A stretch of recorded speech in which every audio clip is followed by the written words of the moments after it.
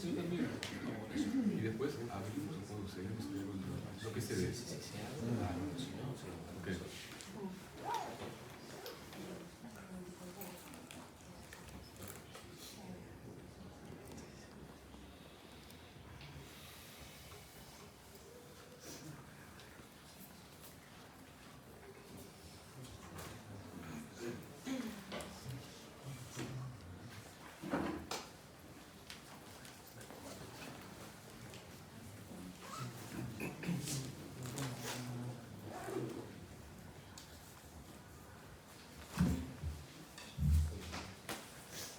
Aquí hay sitio, ¿eh?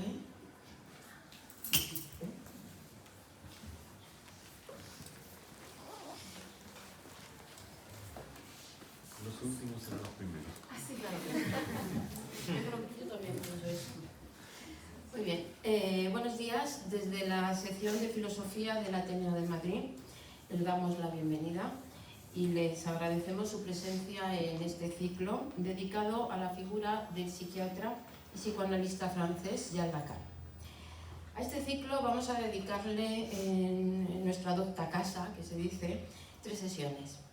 La primera, que desarrollamos hoy, va a estar centrada en un tema técnico tan importante como el de la neutralidad y la escucha en el marco psicoanalítico. Para ello contamos con la presencia de 3 famosos psicoanalistas, luego se los presentaré más detalladamente, que son Julia Lorena Silveira Borondo, Bruno Bonoris y Jorge Reiter. Exacto. La segunda de las sesiones, ya en septiembre, pasamos los calores estivales, será impartida por el doctor Rubén Fasolino, profesor de la Facultad de Filosofía de la Universidad Complutense de Madrid, que profundizará en algunos aspectos de la teoría lacaniana desde el punto de vista de la estética filosófica. Para la tercera sesión, también en septiembre, contaremos con la participación, muchas gracias por estar hoy entre nosotros, del doctor Jesús González Requena, catedrático de la Universidad Complutense de Madrid. Va a estar centrada su exposición en las contradicciones del pensamiento lacaniano. Pero, ¿por qué hemos titulado nuestro ciclo Lacan, aciertos y contradicciones? Elisabeth Roudinesco comienza su canónica y monumental biografía sobre el psicoanalista francés con la siguiente advertencia, ella lo llama así, advertencia, y leo la cita textual. Jacques Lacan trató de introducir la peste, la subversión y el desorden en el corazón de ese freudismo atemperado del que era contemporáneo. Un freudismo que, después de haber sobrevivido al fascismo, había sabido adaptarse a la democracia hasta el punto de no reconocer ya la violencia de sus orígenes.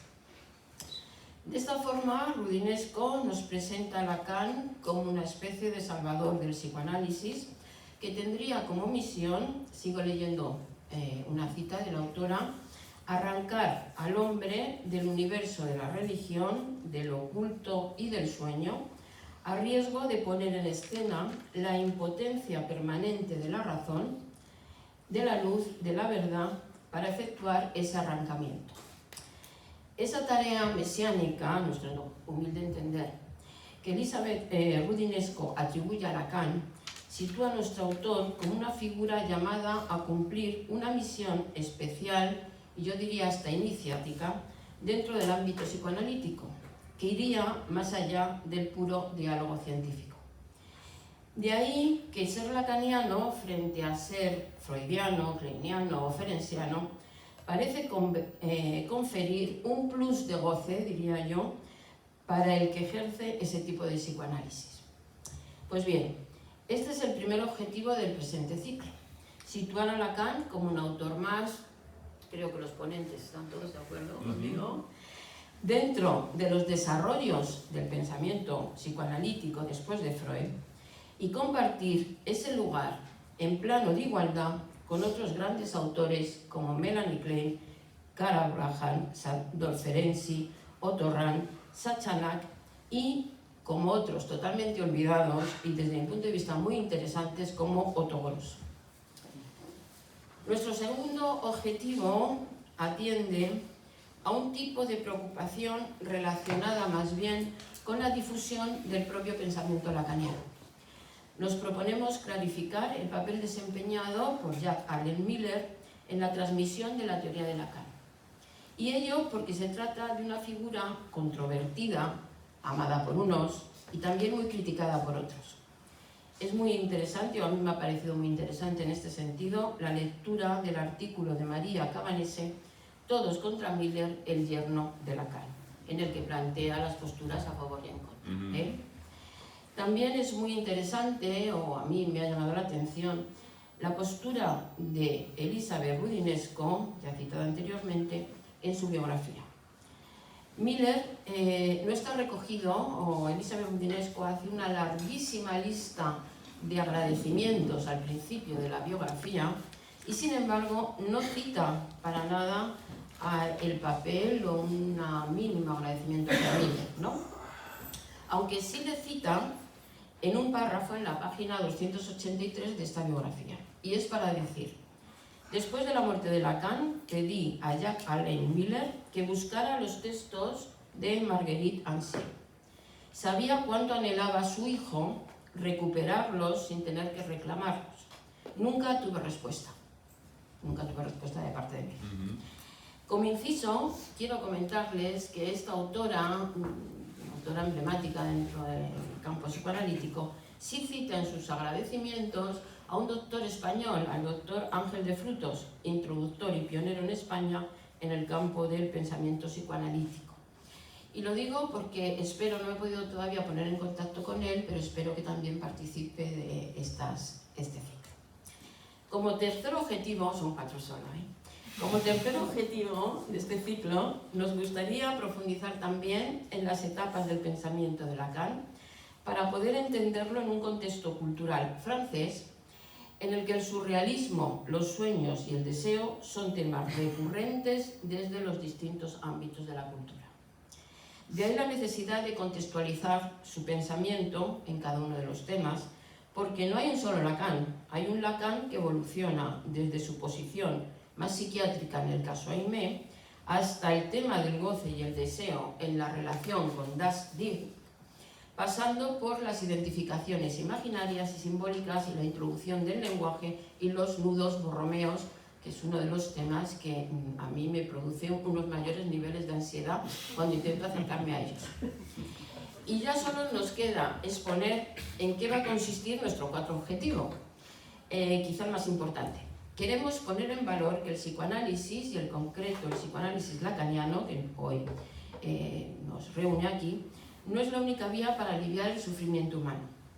Recientemente ha sido publicado un informe de los Ministerios de Sanidad y Ciencia en el que se afirma los aspectos beneficiosos de terapias corporales como el yoga, el tai chi. Esperemos que pronto se incluyan otras corrientes, como por ejemplo la bioenergética, para reducir los niveles de estrés. Y esto las aleja totalmente de eso que el mismo Ministerio de Sanidad ha considerado pseudoterapias. Las aleja totalmente.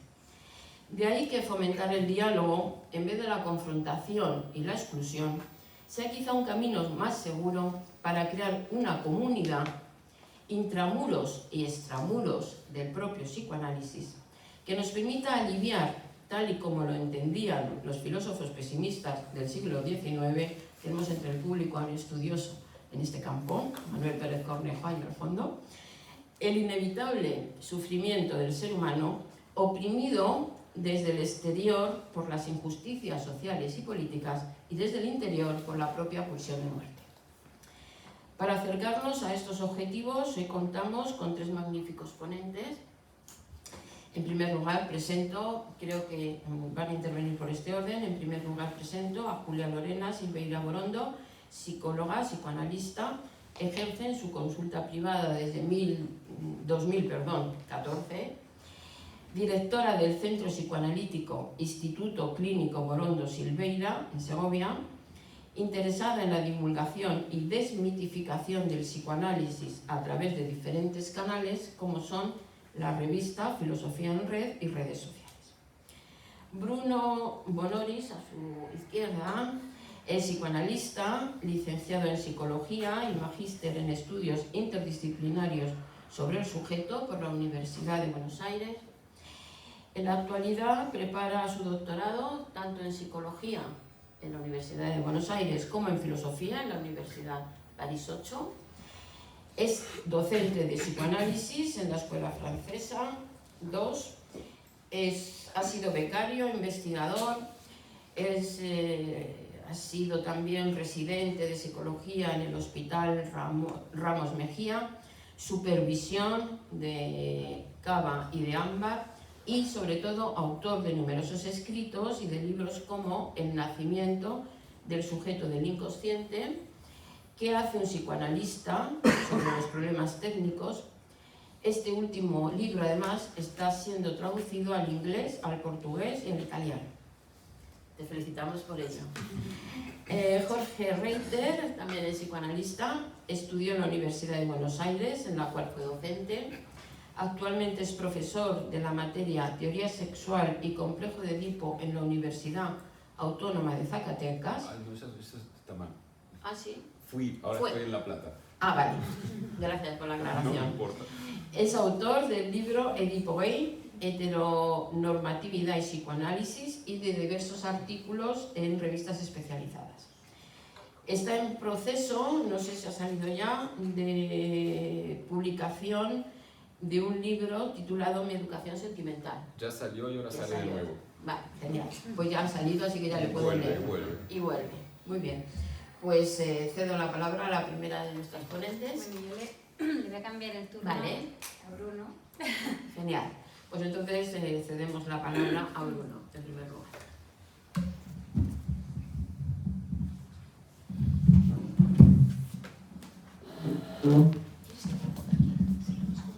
Sí, ¿se puede sacar o está? Se puede sacar. Hola, ¿qué tal? Buenos días. Bueno, en principio agradecer a la sección de Filosofía del Ateneo de Madrid por la invitación a participar de este ciclo, a Julia, que fue, bueno, como está por aquí, fue quien también colaboró con este espacio y con la organización.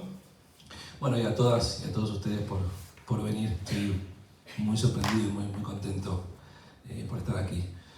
Bueno, nuestra idea era conversar algunas cuestiones en torno al problema de la neutralidad y decidimos hacer exposiciones breves y, bueno, en la medida de lo posible que podamos conversar, ¿no? Es un problema muy técnico, muy clínico, el problema de la neutralidad.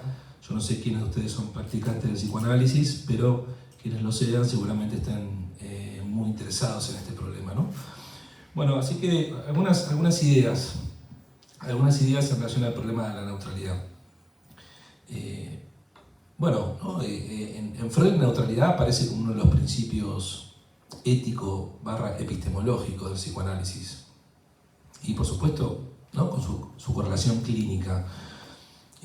Pero bueno, sabemos que la neutralidad como concepto epistemológico es un concepto obsoleto, quiero decir, ¿no? Al menos en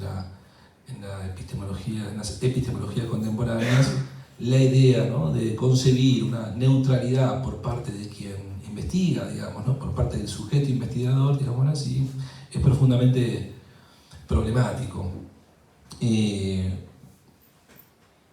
Por lo cual, en principio, uno también se pregunta cómo a mí me parece notable cómo el concepto de neutralidad sobrevivió, digamos, ¿no? Durante 120 años, digamos, en la historia del psicoanálisis. Hubo mucho movimiento en torno a otras nociones, otros conceptos, pero la neutralidad todavía tiene una fuerza muy relevante cuando pensamos la clínica.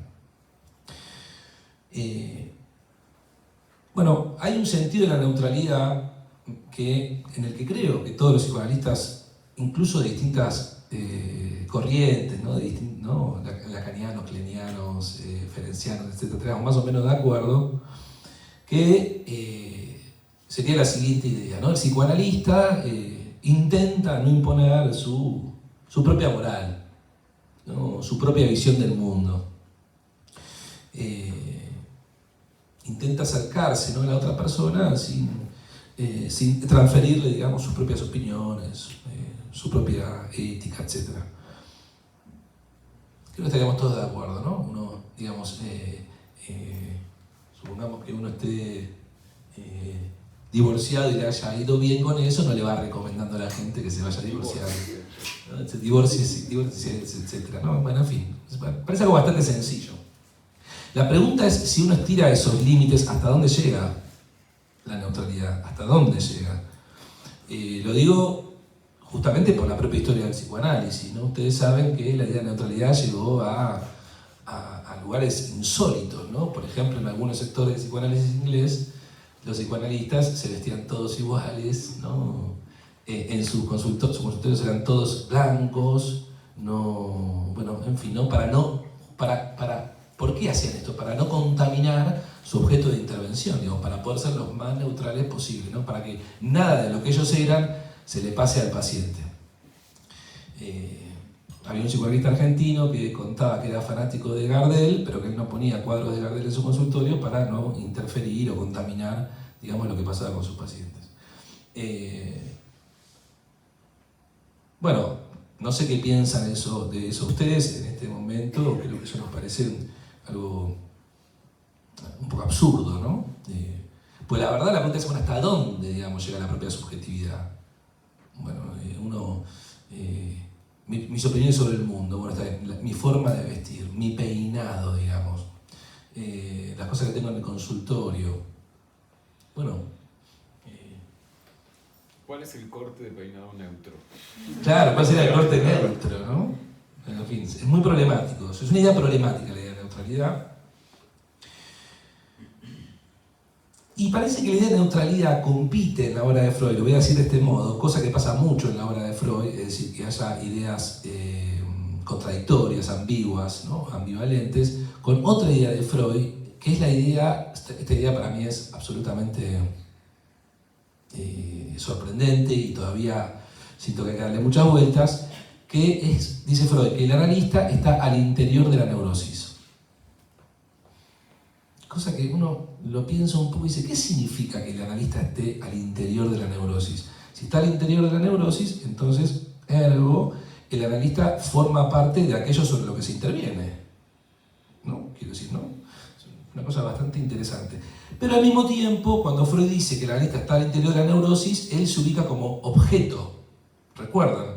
No entra como sujeto. O sea, Freud es sujeto neutral en algún punto cuando investiga y objeto neutral también, en el sentido de que es un objeto que recibe. ¿Recibe qué? Recibe transferencia por parte del paciente. Es decir, el paciente le transfiere. Pero yo no sé si ustedes también se han preguntado, a mí esta pregunta me cayó hace poco tiempo, y eso que estudio psicoanálisis hace 15 años, ¿cómo puede ser que Freud no se haya preguntado por su propia transferencia? Digo, el paciente transfiere. ¿Por qué transfieren los pacientes? Freud dice, los pacientes transfieren porque son neuróticos, ¿no? Y el neurótico transfiere. Bueno, bárbaro, está bien. Supongamos que sea así. Y Freud, entonces, no era neurótico. Quiero decir, había dos posibilidades, o que Freud no se consideraba neurótico, entonces no transfería, o que se considerara neurótico, pero no pensara el problema de la transferencia. Es raro que Freud no se considerara el mismo neurótico porque tenía tremenda neurosis, ¿no? Quiero decir, bueno, o sea, y lo sabía. Los que conocen la historia de Freud saben que, bueno, tenía sus dramas neuróticos, pero nunca se preguntó sobre la transferencia del psicoanalista, cosa extraña. ¿Por qué uno transfiere y el otro no? Es muy raro. ¿Qué hace el psicoanalista? Dice Freud. Bueno, contratransfiere, es decir, recibe las transferencias del analizante. Claro, si Freud hubiera dicho que él transfería, la teoría se le hubiese complicado, porque entonces ya no se hubiese podido interpretar la transferencia. Quiero decir, si uno también transfiere, entonces ya, ¿entiende? Digo, esto que le dice Freud adora. ¿No? Usted, ¿no? me ubica en la serie de su padre, desea besarme. Una interpretación fuerte, fuertísima. Al día de hoy resulta muy chocante, pero se dan cuenta que Freud, digamos, Freud le dice a Dora, usted me trata como un padre, ¿no? Podríamos decir, usted me transfiere a lo que Dora le podría haber dicho tranquilamente, bueno, lo que pasa es que usted me trata como una hija, ¿o no? O usted me quiere besar. O usted me quiere besar. ¿Dónde arranca el asunto? ¿Dónde arranca? ¿Quién fue primero? ¿Quién tiró la primera piedra para decir, bueno, usted fue el primero, ¿no? Esos problemas de pareja. Vos fuiste el primero que dijiste, bueno, en fin, es un lío. En este punto aparece, vamos a traer a Lacan aquí, con dos ideas que me parecen muy interesantes. Antes de continuar, Sí. por aclarar simplemente, ¿no? Sí. ¿Por qué dices que Freud no se preocupa por su propia transferencia? Bueno, porque nunca se preguntó sobre si él transfería. Pero tú no crees que en los casos clínicos de Dora, del hombre de la rata, no aparece en estos textos la elaboración de su propia transferencia, ¿no? No, para mí no. Bueno, no sé si alguien, digo, si ustedes ven en esos textos una pregunta de Freud sobre su propia transferencia, a mí me encanta, si hay algo ahí, me encantaría, quizás se me escapó, no lo vi, pero lo que yo veo en los textos de Freud, no solamente en los textos clínicos, sino en su teoría de la transferencia, es pensar lo que viene de parte del paciente, porque lo que sale de parte del analista es contratransferencia, o sea, no es transferencia. Es Bueno, es verdad que él distingue entre transferencia y contratransferencia, pero yo creo que en esos textos sí de alguna manera se puede ver sus reacciones contratransferenciales o pueden leerse. Pero bueno, es un tema interesante, me parece Claro, pero interesante para dejar, ¿no? sí, para que lo charlemos, pero a mí lo que me interesa discutir es la diferencia entre transferencia y reacción contratransferencial. Son dos cosas muy distintas, porque la reacción contratransferencial, según el modo en que lo piensa Freud, es la reacción a la transferencia. Es una reacción a lo que el otro transfiere, no es lo que yo transfiero. No es que Freud en algún momento dijo, quizás yo pongo a Dora en el lugar de mi hija Ana, supóngase. O no es que dijo, quizás yo pongo al hombre de las ratas en el lugar de mi hermano X. Cosa que es lo que Freud pensaba sobre la transferencia, ¿no? El desplazamiento de la figura con la que estoy conversando en relación a una figura edípica, ¿no? En ese punto es donde no aparecen en Freud. Bueno, dos cositas más que quisiera dejar para discutir, es que en Lacan aparecen dos conceptos de mucho interés en relación para pensar estos problemas. Uno, cuando Lacan dice que la transferencia es una covariación semiótica. No se entiende bien, digamos, habría que, y aparte no lo aclara mucho, no es que se expresa mucho sobre el asunto, pero me resulta muy interesante la idea de una covariación, ¿no?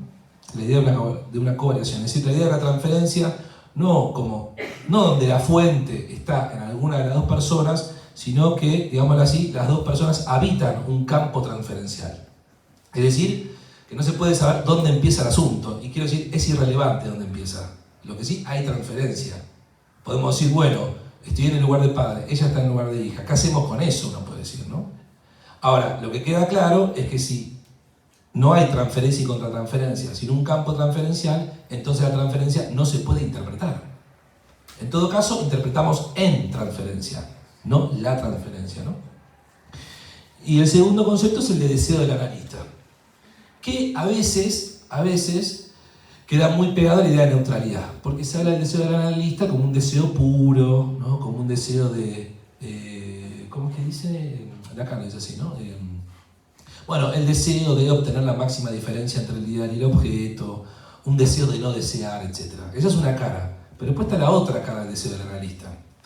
¿Cuál es? La que señala Lacan cuando trabaja en el seminario 11, el famoso caso de Ana O.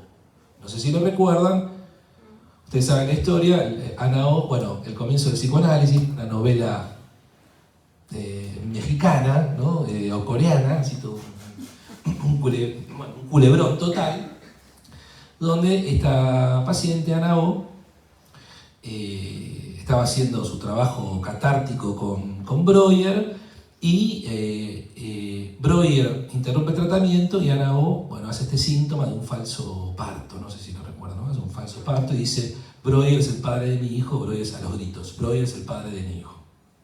¿Qué pasó a lo largo de la historia del psicoanálisis? Bueno, por supuesto, le echaron la culpa a Ana O, ¿no? Decían, Ana O tenía una gran transferencia erótica.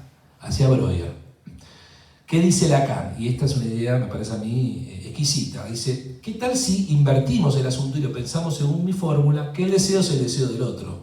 ¿No será en verdad que Ana O interpretó el deseo de Breuer? ¿No será en verdad que quien tenía deseos de estar con Ana O era Breuer? Lean el texto con esta clave. Digo, vayan a leer Estudios sobre la Histeria, el texto, y van a ver y dicen, che, me parece que es verdad. Me parece que este tipo estaba... Claro, Breuer la visitaba a la mañana, ¿no? Breuer dice, Ana no abre los ojos hasta que yo llegue. Ana no habla hasta que yo vuelva. La fui a saludar antes de que se duerma.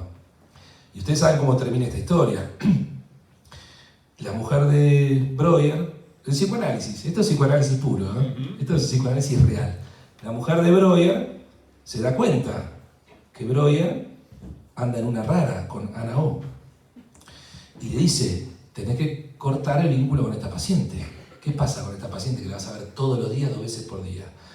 Entonces Breuer se ve en aprietos, interrumpe el tratamiento y pasa esto que pasa, ¿no? Ella hace este síntoma.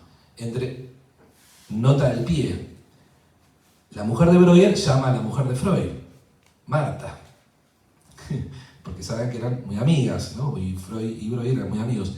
Y la mujer de Breuer le cuenta a Marta, le dice, le cuenta la historia con Ana O, a lo que Marta, bueno, queda muy impactada, y luego va y le dice a Freud, y dice, bueno, me contó la mujer de Breuer todo esto que pasó con Ana O, bla, bla.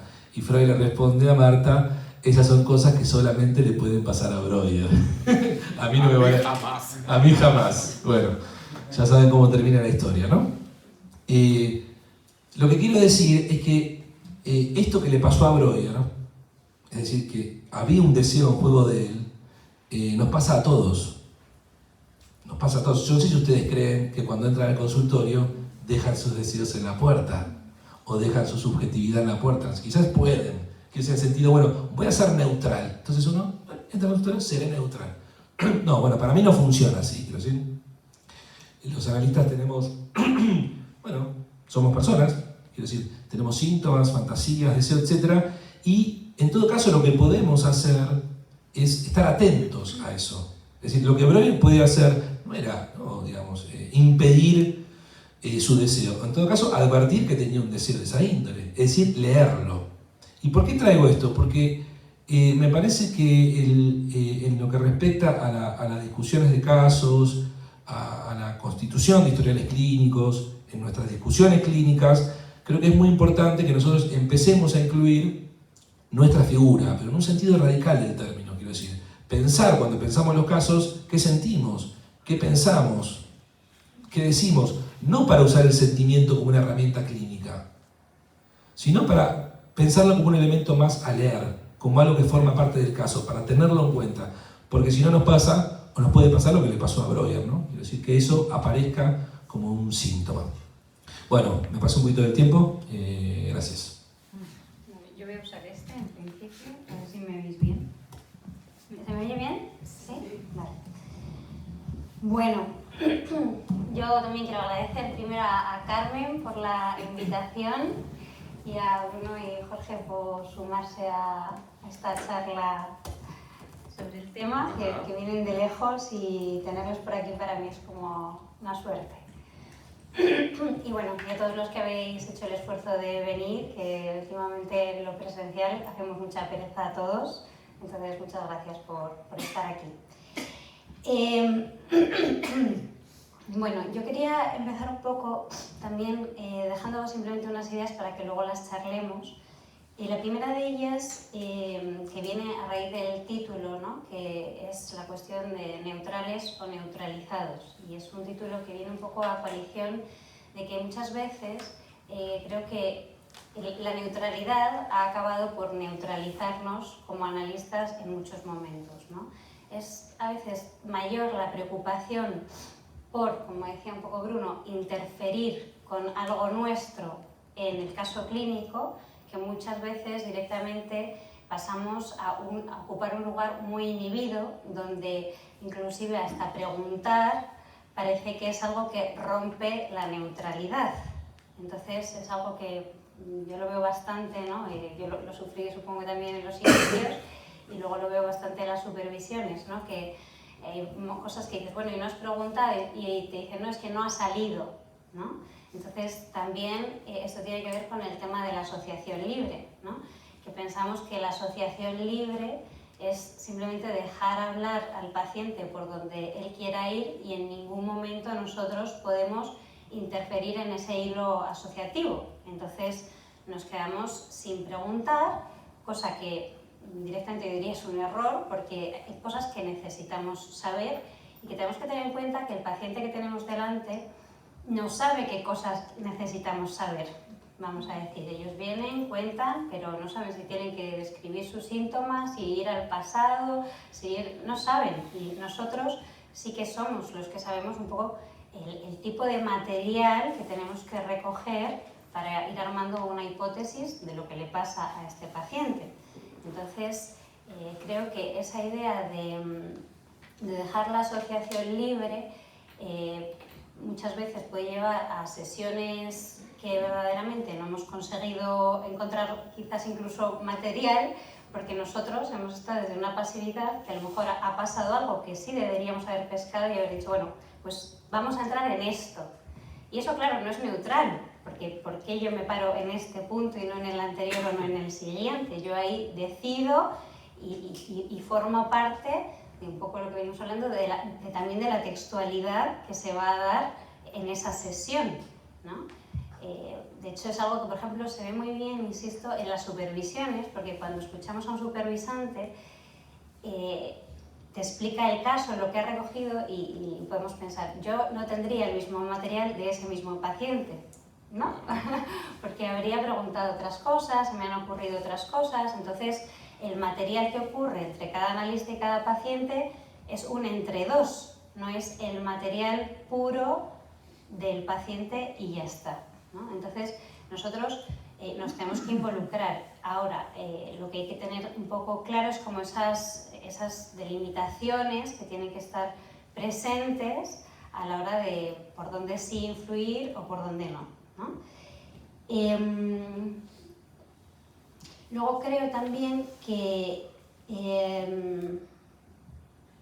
hay una cosa que me gustó escuchando una entrevista de Olga Pilnik, que hablaba de que la abstinencia, ¿no?, es un abstenerse de algo en concreto, vamos a decir, ¿no? Entonces ella decía que ese abstenerse de, si lo llevamos a un abstenernos de absolutamente todo, al final lo que ocurre es que le estamos demandando absolutamente todo al paciente. Claro, porque es el que tiene que saber de qué hablar, cuándo hablar, qué traer, qué no traer. Y que sea que esté interprete también. Claro, entonces, al final es una posición que hace todo lo contrario, ¿no? O sea, hay que no demandar ciertos ideales, poner cierta moral sobre la mesa, etcétera, pero, y este es otro de los puntos que me parece importante, es que no se nos puede olvidar dos cuestiones, dos conceptos vinculados, que son el deseo del analista, que el deseo del analista está ahí para operar, para causar el deseo de análisis, ¿no? Entonces, eso ya es una demanda por parte del analista a análisis. Y de hecho creo que es una cosa en España que está más presente, porque en Argentina llega un paciente y va a psicoanalizarse. Aquí llega un paciente y va a hacer psicología. Entonces, nosotros tenemos que reubicarle, ¿no? Esto no es psicología, porque si es psicología nos va a hablar de los síntomas, de qué hago, de qué... Entonces nosotros estamos en una demanda de, no, vamos a ir a por un psicoanálisis. Entonces aparece el demandar las asociaciones, demandar no entrar tanto en el síntoma, en quedarnos en si es ansiedad, depresión, en el diagnóstico y que haya una historia detrás. O sea, hay una demanda de análisis que es por parte del analista antes de que la pueda ver por parte del paciente, ¿no? Y el otro concepto importante es también la dirección de la cura, que también a veces se nos olvida, ¿no? La dirección de la cura es una dirección, vamos a decir. No es que yo le voy a llevar a un punto predeterminado, prepensado por mí, donde yo quiero que acabe este análisis, pero soy yo el que dirige la cura, el que, digamos, tiene que tener ciertas riendas en el manejo de cada sesión. Entonces no puedo dejarlo todo de cara al paciente, ¿no? Esta semana pasada venía una paciente y me hablaba de un buen rato de la sesión, de videojuegos, del tiempo, de que se había pasado esta pantalla, esta otra. Yo intentaba ver si ahí había algo que pudiéramos traer de su subjetividad, pero verdaderamente la escuchaba y decía, yo creo que está aquí hablando por no hablar de lo que tiene que hablar. Entonces ya la corto y le digo, bueno, ¿y de ti qué me cuentas? ¿No? ¿De por lo que has venido podemos hablar? Y entonces, claro, y ya se empezó a angustiar y de repente como sale otro tema, otra cosa. Yo podía haberme quedado ahí como, bueno, intentando decir, bueno, asociación libre, ¿no? Y no, hay que apostar a veces, incluso si eso implica que ponemos algo nuestro en el caso, creo que a veces es mejor pasarnos un poquito de interferir que entren y salgan como han venido, ¿no? Y bueno, hay muchísimas otras cosas que podríamos hablar. Las voy a mencionar para dejar así algunas ideas que también me parece importante pensar si la abstinencia tiene que ser algo externo o interno. Porque una cosa es tener una abstinencia externa en el sentido de no manifestarle al paciente lo que nosotros pensamos, lo que nosotros sentimos. Y hay veces que creo que es más importante la abstinencia interna y no la tenemos tanto, cuando en ese caso creo que es imposible tenerla, pero creo que sí que es donde hay que hacer un esfuerzo. ¿Qué quiero decir? Yo puedo tener una opinión sobre el paciente, una opinión como la tendría el vecino de arriba, de tiene que dejarlo con la pareja, como decíamos, ¿no? O de no debería hacer esto, debería hacer aquello, o le pasa esto porque es una persona muy hostil, lo que sea. Y yo esa opinión tengo que intentar verdaderamente que no forme parte del caso. ¿Qué quiero decir? No, porque si no yo al final estoy leyendo desde un lugar que no es el lugar del analista. Y eso va a influir quizás en la transferencia que yo estoy haciendo con ese paciente, en cómo se sienta tratado, en lo que me dé. Entonces ahí sí que verdaderamente tengo que intentar, si lo veo, tratar de, si por ejemplo pienso que ese paciente es hostil, tratar de hacer una lectura analítica de esa hostilidad y no quedarme como con un pensamiento de a pie de calle en el trato y en la mirada hacia ese paciente, ¿vale?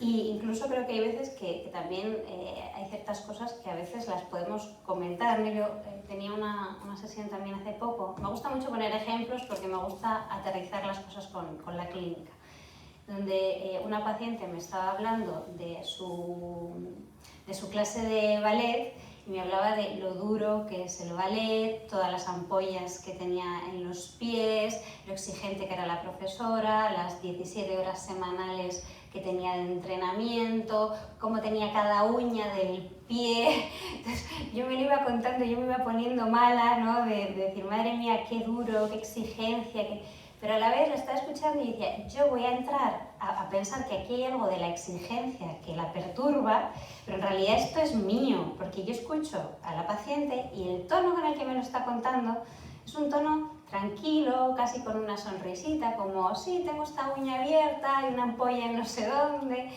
y en el tono no acompaña una angustia. Entonces yo en ese caso se lo dije, ¿no? Le dije, mira, yo te escucho todo esto y pienso, madre mía, qué exigencia, qué duro, qué tal, pero a la vez te escucho y siento que no es esto por lo que tú estás aquí.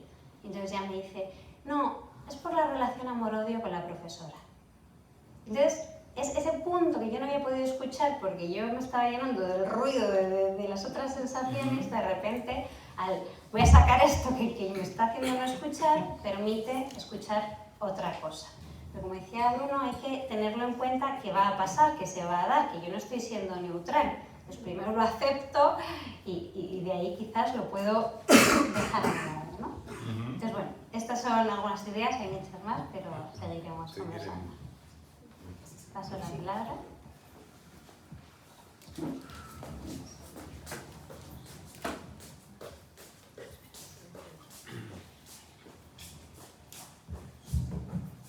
Hola, ¿qué tal? Bueno, yo también tengo que hacer varios agradecimientos. Primero a Bruno, porque el que me invitó en primer lugar fue Bruno, a Julia, porque Julia invitó a Bruno, que aceptó que yo venga, y a Carmen, que la acabo de conocer porque es tan amable y tan buena anfitriona.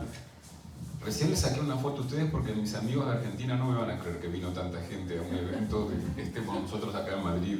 Realmente gracias. Lo que no tengo idea es si son mayormente psicoanalistas o gente interesada en psicoanálisis, así que estoy hablando en público. Bueno, si lo que decimos les genera preguntas, que pregunten, ¿no? O sea, no sé hasta qué punto podemos, o sea, nos pueden ir siguiendo, pero estamos abiertos al diálogo. La verdad yo preferiría ser millonario ante todo, pero eso no se ha dado hasta ahora. Pero siendo que no soy millonario, es una profesión muy hermosa la de psicoanalista. Tiene sus bemoles, tiene sus bemoles como cualquier profesión, pero tiene un privilegio muy lindo. Tiene, digamos, estoy pensando en este ahora un poco para ir entrando en lo que les quiero decir, que es que, digamos, recibimos muchas veces que alguien que nos diga esto, ¿no? Esto no lo hablé con nadie, ¿no? Ese es un gran privilegio que tenemos, ¿no? Dice, esto no lo hablé con nadie, ¿no? Que alguien deposite en nosotros algo que generalmente es algo o muy doloroso, muy angustiante, muy dramático, y que se abre ahí una posibilidad, ¿no? De hacer algo con eso, de que eso, digamos, deje de ser solamente algo que genera angustia, dolor o depresión. Bueno, eso es una oportunidad increíble, y acá viene también el tema de la neutralidad. Creo que es increíble para los dos, ¿no? Yo creo que hay un momento de mi vida de analista que, bueno, en España, no sé si se dice así, pero me cayó la ficha, no sé si se dice expresión en España, pero se entenderá. Si fuera México diría me cayó el 20, ¿no? De esto de...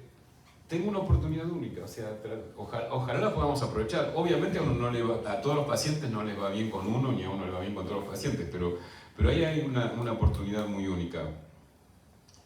Bueno, fueron un montón las cosas, la verdad que entre lo que dijo Bruno y lo que dijo Julia hay tantas puntas, ¿no? Por ejemplo, lo que dijiste vos, Bruno, me hizo acordar una frase que leí hace, no sé, millones de años en Sartre, ¿no? Y Sartre decía que según a quién uno le va a hacer la pregunta, está eligiendo la respuesta, ¿no? Y eso me parece que indica que ya ir a un analista, aunque uno vaya bajo la forma de un psicólogo, si no tiene la distinción, ya estás eligiendo, ¿cierto? No fuiste a un cura, por ejemplo, entonces ya estás eligiendo, no puede ser neutro, no hay modo que eso sea neutro, porque está, digamos, ahí, digamos, quiero decir que está incluso desde el que consulta hay una elección, ¿no? De la que puede ser más o menos consciente, eso finalmente no sé si es tan importante. También pensaba en lo que tú decías, Julia, ¿no? Que en Argentina la gente vaya a un psicoanalista no quita que siempre hay un malentendido de origen, ¿no? Hay algo que dice Lacan que puede parecer feo, pero es muy interesante, ¿no? Porque en el momento dice que los analistas somos estafadores. ¿Pero en qué sentido lo dicen? No en este sentido, ¿no? Que entre lo que la persona que viene va a buscar y lo que va a encontrar, hay un gap, hay una diferencia. Digamos, yo creo que nadie va a pedir análisis, no va a pedir ayuda, va a pedir hacer algo con su dolor, que sé yo, y se encuentra a veces con un analista, que encima para complicarla más las cosas no tiene que ver con que alguien se diga analista, tiene que ver con esta cosa que está muy presente en todo lo que venimos, de lo que viene lo que se viene planteando en esta mesa, que es que se encuentre con alguien que de alguna manera esté habitado, no sé si es la palabra mejor, pero lo que se me ocurre ahora, que esté habitado por este deseo de analista, ¿no? Que es el que haría que esa experiencia devenga en un análisis. Hasta yo creería que puede haber experiencias de alguien que no se nombra analista, que sean más parecidas a un análisis que de alguien que se nombra analista, pero que de verdad no esté habitado por este deseo, ¿sí? Y los analistas ahí tenemos varios problemas, por supuesto, porque encarnar esa posición es difícil y fácil. O sea, es como, me acuerdo que una vez Picasso le dicen, él hace, no sé, un dibujo así en 3 minutos y lo cobra, no sé, 100.000 euros. Y dicen, pero usted lo hace en 3 minutos. Y él dice algo así como, usted sabe los años que me llevó a hacerlo en 3 minutos.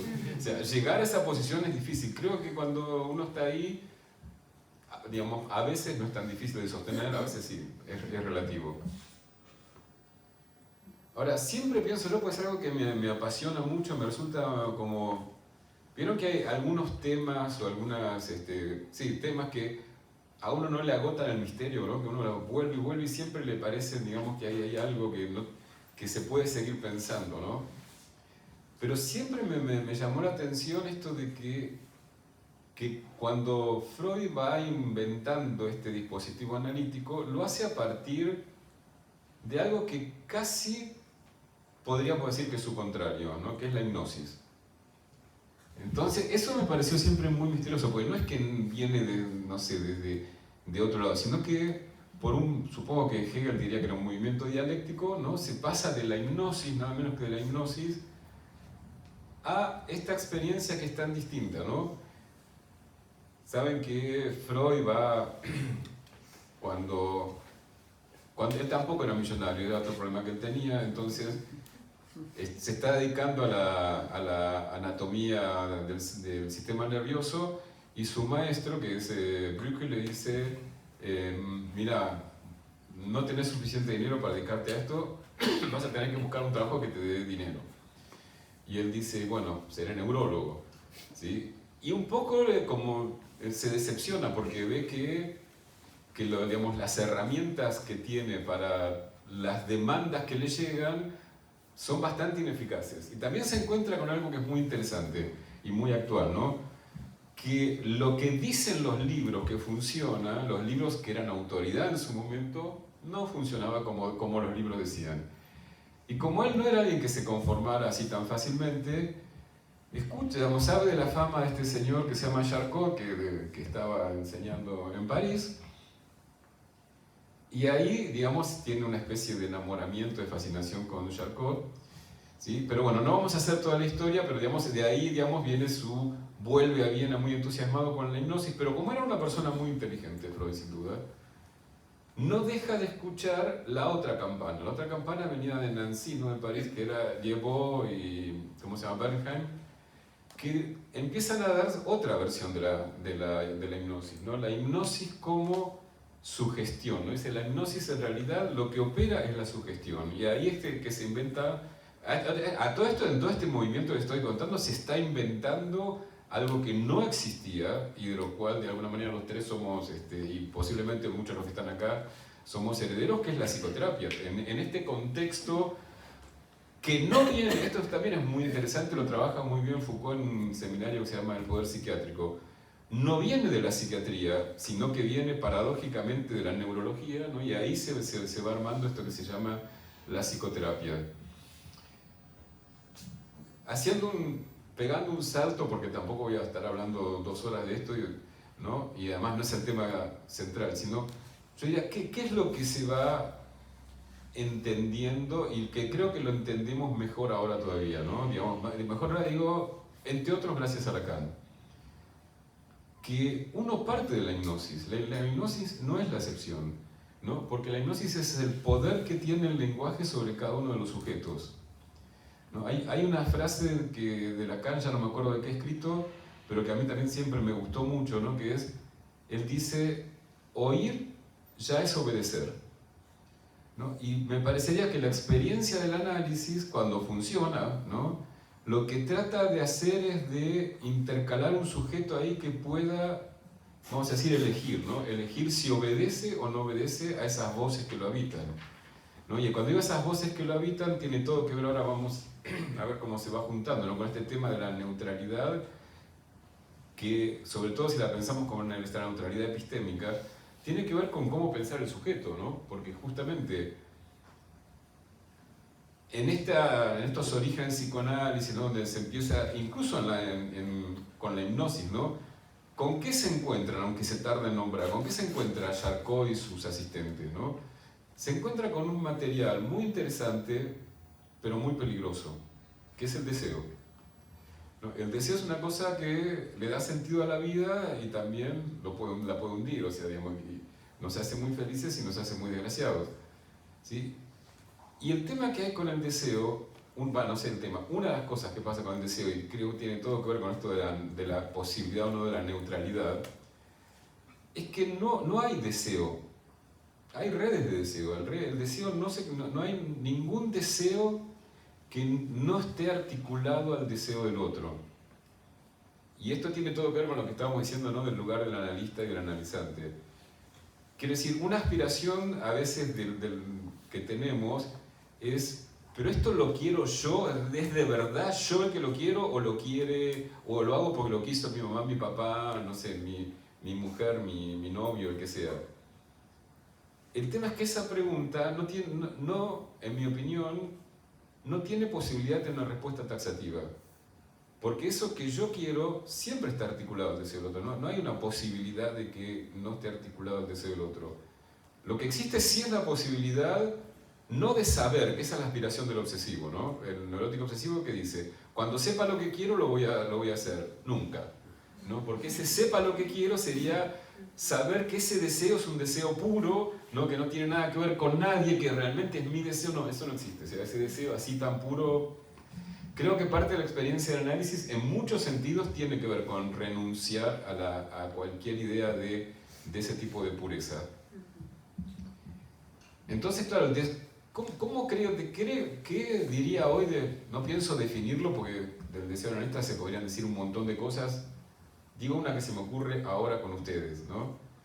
Yo creo que tiene algo de afinidad con el deseo socrático, ¿no? Con ese deseo de la mayéutica, es el deseo de convocar el deseo del otro. Pero ya se ve la articulación con el deseo del otro, ¿no? Porque si no está ese deseo de convocar el deseo del otro, si esa persona en vez de consultarme a mí hubiese consultado otro estilo de terapia, eso por ahí no hubiese sucedido, sino que se le hubiese dado un modelo ideal de cuál es la salud y hacia cuál tendría que dirigirse, ¿no? Mientras que la idea del psicoanálisis, al menos como yo lo entiendo, es que, digamos, donde sí habría cierta neutralidad, es que trato de abstenerme en la mayor medida posible, no sé si es posible 100%, acá tampoco hay pureza, pero de abstenerme en la mayor medida posible de imponer mis ideales al analista, que es lo que decía Bruno, ¿no? Digamos, si a mí me fue bien divorciándome, no tengo que por eso que decirle a todo el mundo que se divorcie, porque no sé si es lo que esta persona quiere. Porque hay algo en lo que el psicoanálisis es unas cosas que más me parece que lo distinguen y que lo hacen más potente.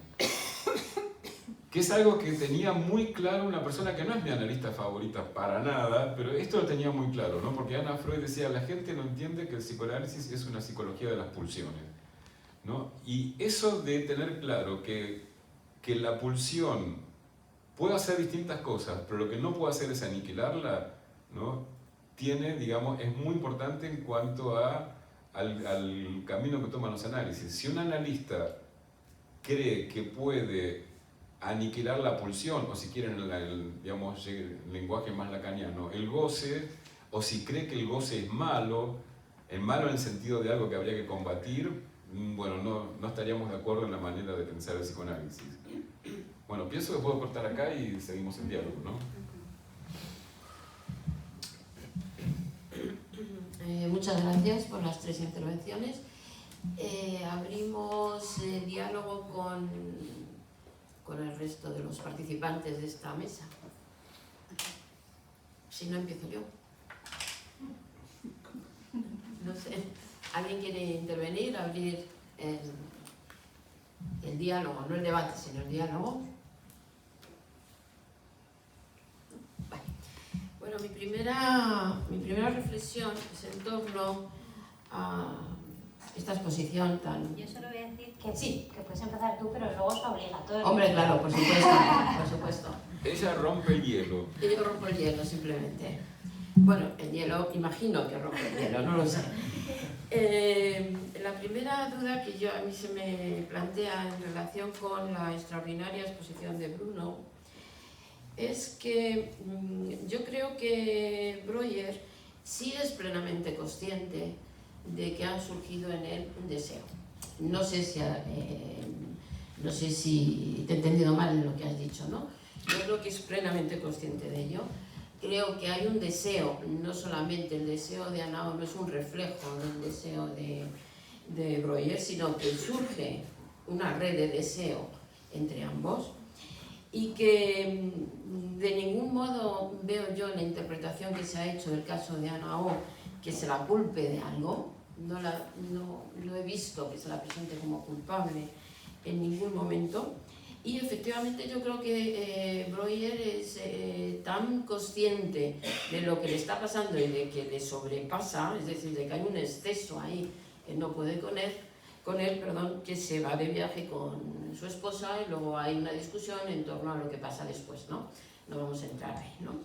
Pero yo creo que sí que hay en Breuer y en Freud una conciencia absoluta de que en ellos, como analistas, no se ponen la bata blanca de psiquiatra y toman una distancia, sino que en ellos se producen y ellos generan redes de deseo, ¿no? En ese sentido, lo que a mí me llama un poco la atención es que, claro, yo entiendo muy bien que Freud tenga que hablar de transferencia y contratransferencia, porque en ese ámbito que cohabita el analista y el analizado, como personas son iguales, pero como roles son distintos, en Freud, ¿vale? Entonces, claro, él no puede hablar de transferencia del analista hacia el analizado y del analizado hacia el analista. Tiene que, al admitir la neutralidad, tiene que separar que es algo distinto en cuanto a rol, no en cuanto a pulsión, no en cuanto a sentimiento, sino en cuanto a posición, que posiblemente en Lacan esté un poco también criticada esa posición freudiana, ¿no? Entonces, claro, veo yo ahí que la posición de Lacan en torno a ese cohabitar, parece en un plano de igualdad, me lleva mucho hacia ciertas psicoterapias de encuentro en el que se puede incurrir en que quién tiene la técnica. No sé si me estoy explicando, ¿no? Es decir, o sea, una cosa es que somos iguales, analizando y analista, somos iguales, por supuesto, ahí se va a generar una red de deseo. Y además de deseo no solamente erótico, que es a lo que estamos apuntando, sino de deseo también tanático, ojo, ¿no? Porque desde el seminario séptimo en Lacan es muy importante la pulsión de muerte, o a mí me lo parece, y la verdad es que conozco muy poquito de Lacan, pero bueno, lo poco que conozco creo que lo conozco bien. Entonces, lo que quería decir en todo esto, ¿no?, es que a mí me cuesta mucho trabajo cuando intento entender la neutralidad dentro de un ámbito en el que cohabitan en un campo transferencial dos seres humanos sin que haya una distinción de rol. No sé si me explico, ¿no?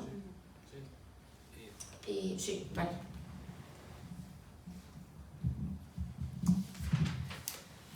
Bueno, gracias Carmen por las preguntas. Quizá me sirven para aclarar algunas cosas, quizás son unos malentendidos. En relación a echarle la culpa a Ana O, se lo saqué directamente a la cara, dice, ¿no? Le echaron la culpa a la pobre Ana, que es verdadero y no es verdadero. ¿En qué sentido no es verdadero? No es verdadero que le echaron la culpa, dijeron, Ana, es tu culpa, pero sí es verdadero en el sentido que se explicaba a partir de su persona. O sea, cuando se pensaba lo que pasó con Ana O, decían, bueno, fue la transferencia de Ana O, nadie dijo hasta Lacan. Nadie hizo nada. Nadie dijo hasta Lacan, quizás sea la transferencia de Breuer también. Y estoy de acuerdo con vos, sí. Creo que el concepto de deseo como deseo del otro, tal como decía Jorge, corta la posibilidad de ubicar un origen, quiero decir, ¿no?, una fuente que sea justamente el problema, ¿es Breuer o es Ana? ¿No? Evidentemente había ahí una red deseante, pero claro, es exactamente lo que mencionábamos, Carmen, cada cual tiene sus roles. Lo que yo quiero decir es que cuando Freud, es verdad que Freud era el analista y tenía a sus pacientes, ¿no? Ya, cada quien ocupa su lugar. Pero la pregunta ahí es si uno va a tener en cuenta o va a creer que uno también transfiere o no. Porque yo puedo decir, sí, yo también transfiero. Igual, desde Lacan, ¿no?, me parece que la idea es otra, pero supongamos que digamos esto. Yo también transfiero. Claro, pero como soy el analista, tengo que hacer otra cosa con la transferencia. Tal vez ahí la propuesta, lo que puede ser interesante, es que si uno no se cree tan neutral, creo que esto es lo que yo finalmente quería transmitir, si uno no se cree tan neutral, si uno no cree... Bueno, esto es una idea muy extendida en psicoanálisis. Uno se analizó 20 años, ya adquirió la actitud analítica, ya... en las versiones más viejas ya se purificó, entonces, bueno, ya está, quiero decir, no hace falta que haga nada, ya es neutral por default, digámoslo. A mí esa versión no me gusta, no me convence, y como pienso que no puedo ser neutral, que incluso pienso que es una aberración epistemológica la idea de que uno podría ser neutral, conociendo cualquier, digamos, tipo de objeto de intervención, sea cual fuere, entonces lo que uno puede decir es, tengo en cuenta que eso participa. Tengo en cuenta que eso participa. Tomo nota de eso, después veo cómo lo leo, cómo me desplazo, porque si no tomo nota, si no lo leo, me como finalmente el chasco. Me pasa lo que le pasó a Breuer, que es que quizás me vuelve eso que yo no había leído, ¿no? Bueno, si Breuer lo sabía, sí, puede ser que Breuer lo sabía, pero no para mí lo que Breuer no sabía es que eso, ¿cómo saberlo, no? Fines del siglo XIX. Pero lo que no sabía para mí Breuer era que eso podía, bueno, producir lo que produjo finalmente en su... Que no sabías cómo manejarlo terapéuticamente. Claro, sí. Quiero decir algo también. Mira, sí, Carmen, me parece muy importante, pero muy importante también dejar claro que al menos lo que yo quise decir, no sé si, digamos, que haya esta relación de deseos no quiere decir que sean lugares simétricos, analistas y analizantes. No son lugares simétricos. El dispositivo lo ubica lugares muy distintos y ahí aparece otro aspecto de la abstinencia del analista que tú la nombraste, que es que muchas cosas, digamos, todas las cosas más personales de uno, estoy de acuerdo con Bruno, uno no va, no me hace falta el consultorio blanco, pero tampoco voy a agarrar a un paciente y contarle, ay, ¿sabes qué? Me peleé con mi amigo ahora, y hay un montón de cosas que a uno, digamos, se pasa el día uno escuchando el decir de otros y en abstinencia de todas esas cosas, pero qué sé yo, un paciente, a mí me encanta la ópera, me dice en un discurso aleatoriamente que pasó por la ópera. Yo no psicoanalista diría, ay, contame, ¿qué ópera fuiste a ver? ¿Qué tal? No, todo eso uno se debe abstener. Lo cual lleva también a otra cosa que es muy curiosa del psicoanálisis. Mira, muchas, no tanto como la gente cree, pero está presente el erotismo, pero es la profesión menos erótica del mundo. O sea, la gente liga en el trabajo, nosotros no podemos ligar en el trabajo nunca. Sí, un poco sería apuntar a que la abstinencia tiene que ver con la escucha, ¿no? Con lo que tú estás comentando tan acertadamente, Jorge, ¿no? O sea, yo escucho algo y le digo, ah, sí, ¿qué tal? Cuenta. No, claro, porque o sea, es tiene mi que ver con una interés. Ahí yo me escucha. abstengo de mi interés, Claro. porque no tiene que ver con la función que yo tengo ahí, que es en función de algo que trae el analizante, claro. También Lorena ha señalado algo que a mí, yo lo he apuntado aquí, me ha parecido muy interesante, que no se debe confundir neutralidad con pasividad. Me parece una idea fundamental, es decir, el analista a lo mejor se equivoca, pero en algunos momentos tiene que dar ese salto al vacío del que hablaba Lacan, ¿no? O sea, poner su deseo en acto, ¿no?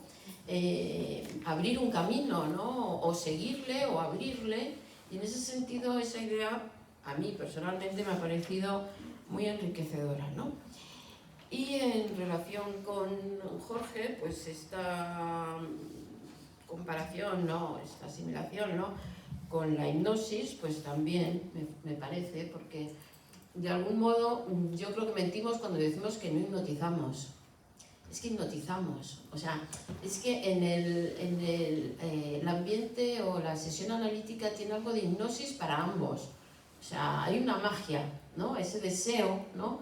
De entrar a analizar tu inconsciente, de que alguien te ayude a analizar el inconsciente, tiene algo, un aspecto mágico e hipnótico en ese sentido, o sea, en el sentido positivo del término, ¿eh? No de sugestión, no de manejo, no de manipulación, ¿no? Sino en el sentido de ese estado en el que la imaginación tiene mucho que ver, ¿no? La fantasía, que es con lo que trabaja. Claro. Creo que es lo que Freud trata de nombrar cuando dice que hay un elemento de sugestión en la transferencia misma que es ineliminable, claro. Y respecto del otro, ahora seguramente ya va a decir algo, ¿no? Pero justamente lo que tú decías, ¿no? Si un analista que está todo el tiempo mirando a su supervisor o mirando la teoría al punto que le inhibe de actuar, no es un analista, o sea, porque justamente ser analista es estar dispuesto a equivocarse y hacer algo con el error, digamos, no sentir que equivocarse es una catástrofe, porque realmente no es una catástrofe, sino en todo caso puede ser la fuente de que el proceso siga adelante. ¿Tú quieres decir algo? Sí. Sí. Tienes el otro. Tú eres la excepción. Pues abrimos... Sí, quería un momento responderte con este tema de la pasividad, que has dicho una frase que efectivamente quería comentar, que es la abstinencia es en la escucha, Claro. no en la actitud, Claro. ¿no? Que es un punto muy importante, que al final ahí es como la confusión. De hecho, a mí me parece como una especie de doble posición que tenemos que tener los analistas, porque yo creo que la actitud, obviamente cada uno dentro de su personalidad, ¿no? Pero dentro de su personalidad, la actitud del analista sea lo más natural posible, ¿no? Lo más como es el propio analista, vamos a decir, porque nosotros necesitamos que el paciente se sienta a gusto. Es que es una cosa como muy básica y como muy así de decir, pero si nosotros tenemos una actitud muy fría, muy seria, muy distante, eso cohíbe a la gente. Porque si Totalmente. Claro, es que si tú no estás siendo espontáneo, natural, espontáneo dentro de...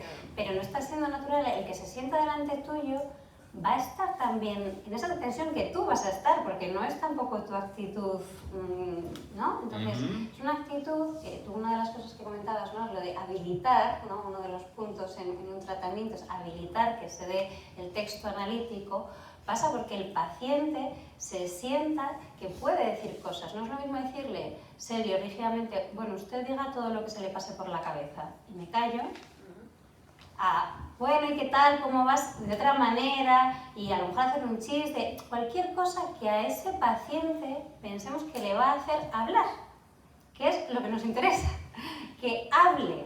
Entonces la abstinencia es más interna, es en la escucha, es en el escuchar todo el material, vamos a decir, además que este es otro punto importante, es escuchar en la abstinencia hasta un momento, no es tampoco una abstinencia eterna, vamos a decir.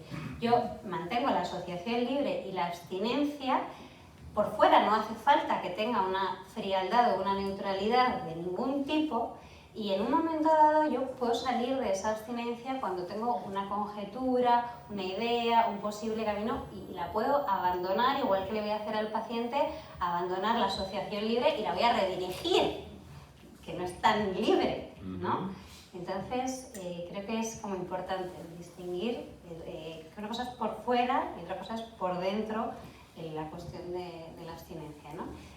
Y con esto quería añadir, porque creo que tiene relación, que es la idea, con esta, porque además creo que, no sé en Argentina, pero yo me baso bastante en lo que hemos vivido aquí mucho, ¿no? Que es el analista frío, serio y distante, es como el prototipo. Abunda en Argentina. También, pues aquí, entonces, hay una cuestión que es, yo he mandado a amigos, pacientes, psicoanalistas, y me dicen, no decía nada. Entonces quería también hablar de la confusión del silencio con neutralidad, porque en la teoría de la comunicación, ¿no? Que es de psicología, que es, pero bueno, tiene una idea que me parece interesante, que dicen que es imposible no comunicar. Entonces, ¿por qué pensamos que el silencio es una actitud neutral? ¿Por qué se supone que el silencio no dice nada? ¿No? Cuando un paciente, a lo mejor le preguntamos por algo y hace un silencio, lo interpretamos. Pero sin embargo, cuando nosotros, a lo mejor el paciente dice algo muy fuerte y no decimos nada, eso también le va a significar algo, también va a poner ahí algo. Entonces, no es neutral estar callados. Es otra cosa, podemos cada uno ahí conversarlo, pero no es neutral estar callados. Bueno, esto quería comentar. ¿Alguien rompe el hielo de aquel lado? Sí, sí.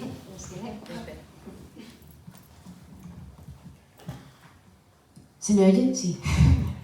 Bueno, antes de nada quería agradecer a los ponentes de esta interesante charla. Yo también me considero analista y bueno, también trabajo en Segovia. Y bueno, me habéis hecho pensar mucho, la verdad. Yo particularmente no tengo prácticamente formación en Lacan y me habéis hecho pensar. Vengo más de la parte relacional, ¿no? Que aquí ahora en España y en Europa yo creo que un psicoanálisis más imperante, ¿no? Que está como más de moda. Pero es verdad que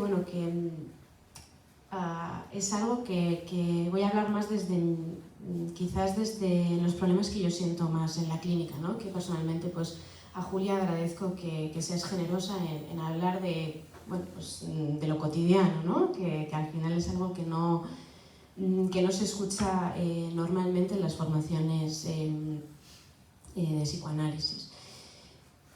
El problema de la técnica, ¿no? Que muchas veces parece como que es todo como muy abierto, ¿no? Y se queda todo en vaguedades, ¿no? Y realmente sí hay una técnica, debería de haberla. Con esto de la neutralidad, ¿no? Me he quedado pensando mucho en esos casos.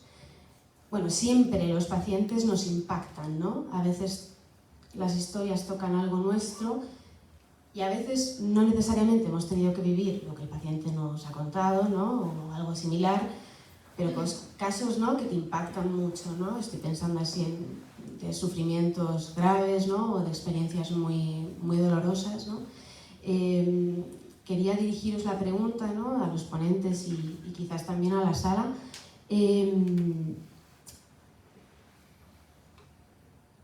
¿Qué pasa ahí, no?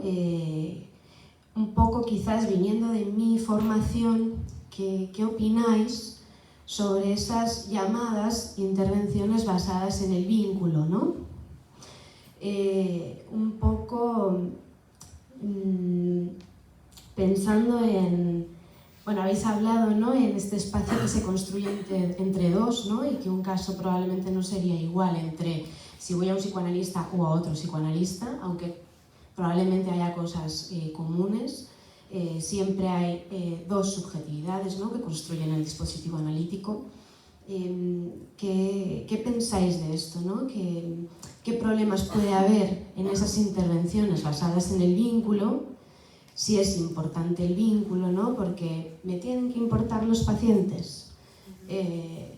Los pacientes necesitan que a mí me importe su historia, su sufrimiento, ¿no? O sea, un poco me habéis dejado pensando en esto.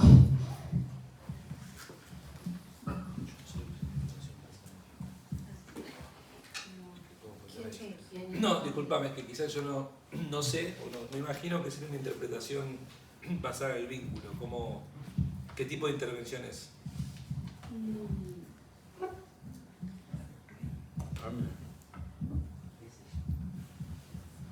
Porque, ¿sabes qué? Perdón, te interrumpo. Me imagino que sería algo parecido a interpretar la transferencia, justamente, interpretar nuestro vínculo. O la contratransferencia. O la contratransferencia. No sé si va por ahí. Incluso hablar de qué me ha generado a mí, ¿no? Que se puede ser incluso algo arriesgado, ¿no? Bueno, hablarlo con el analizante, decís vos. Sí, un poco expresar, bueno, esto que me estás contando me genera un impacto, no sé, ¿qué pensáis de esto, ¿no? Porque yo muchas veces pienso, no sé si está bien, si está mal, cuál sería la dirección de la cura, ¿no? En esos casos que te dejan tan removido, ¿no? Un poco... No tengo ahora mismo como ejemplos de intervenciones basadas en el vínculo, pero como que me ha venido más esto, ¿no? No sé si... ¿Quieres contestar, Bruno? ¿Quién me contesta? Bruno. Vamos conversando, ¿no? Sí, sí. ¿Quién empieza?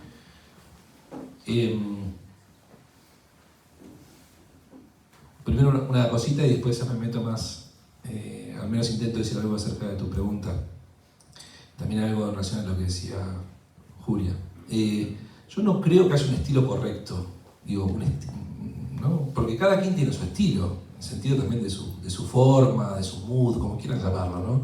Algunos son más formales, otros más informales, algunos son más bien más callados, otros son más charlatanes, algunos son más cómicos, otros son menos cómicos. La gente es distinta.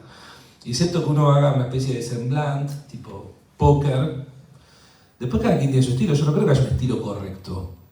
incluso a cada quien le gusta. Yo tengo, por ejemplo, 2 amigos míos que me llama la atención que les gusta un psicoanalista, van con un psicoanalista y les encanta que sea así, que es medio maltratador.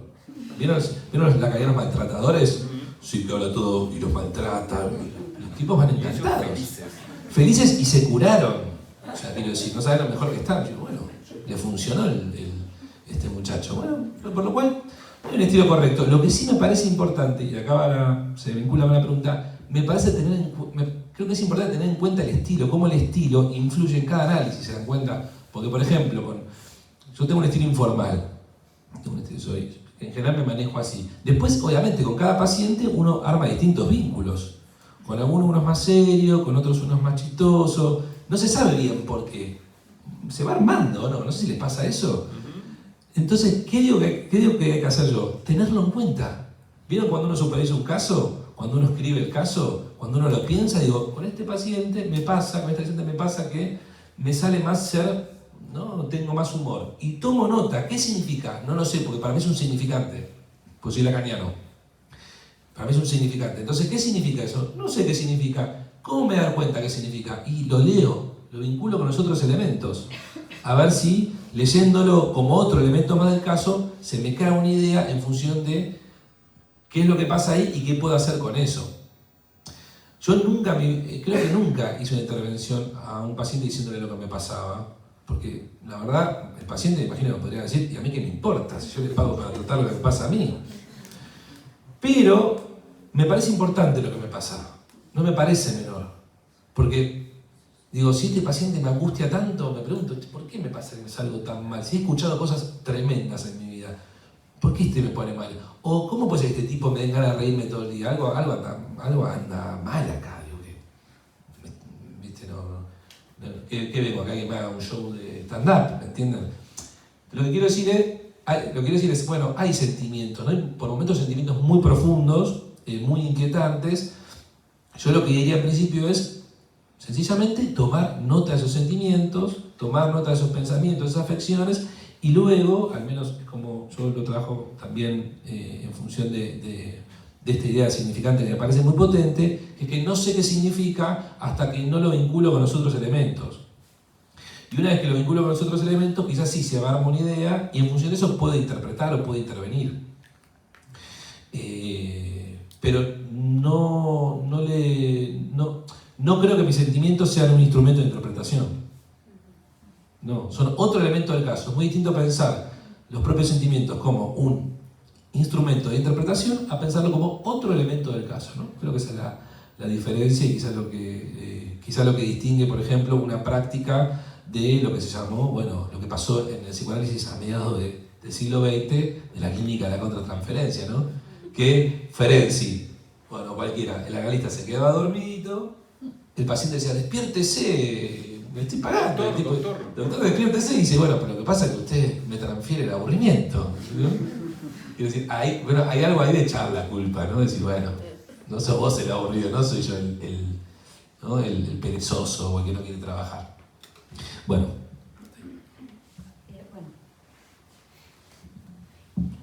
A ver, yo quería comentar que a ver, me parece una pregunta importante, porque creo que hay un concepto que has dicho que es importante que no lo olvidemos, que es el de semblante, ¿no? O sea, nosotros, obviamente, con cada paciente nos va a llevar a que estemos de una manera, pero también cada paciente puede necesitar que estemos de una manera. Entonces, si a lo mejor hay un paciente que nos cuenta algo que le conmueve mucho, a lo mejor a nosotros necesariamente no nos conmueve muchísimo, pero sí necesita ese paciente que nosotros como que le transmitamos que eso que nos está contando es fuerte, es importante, es angustiante, aunque yo por dentro necesariamente no esté muy consternada, porque a lo mejor, como decías, no me ha pasado, no, pero una cosa es lo que yo le transmito en ese momento, a lo mejor a ese paciente, porque forma parte de la intervención, vamos a decir, mi propia reacción, ¿no? Pero como semblante. No es lo mismo que un desahogo. No es lo mismo que el paciente me cuente algo que a mí me impacte mucho y yo me desahogue.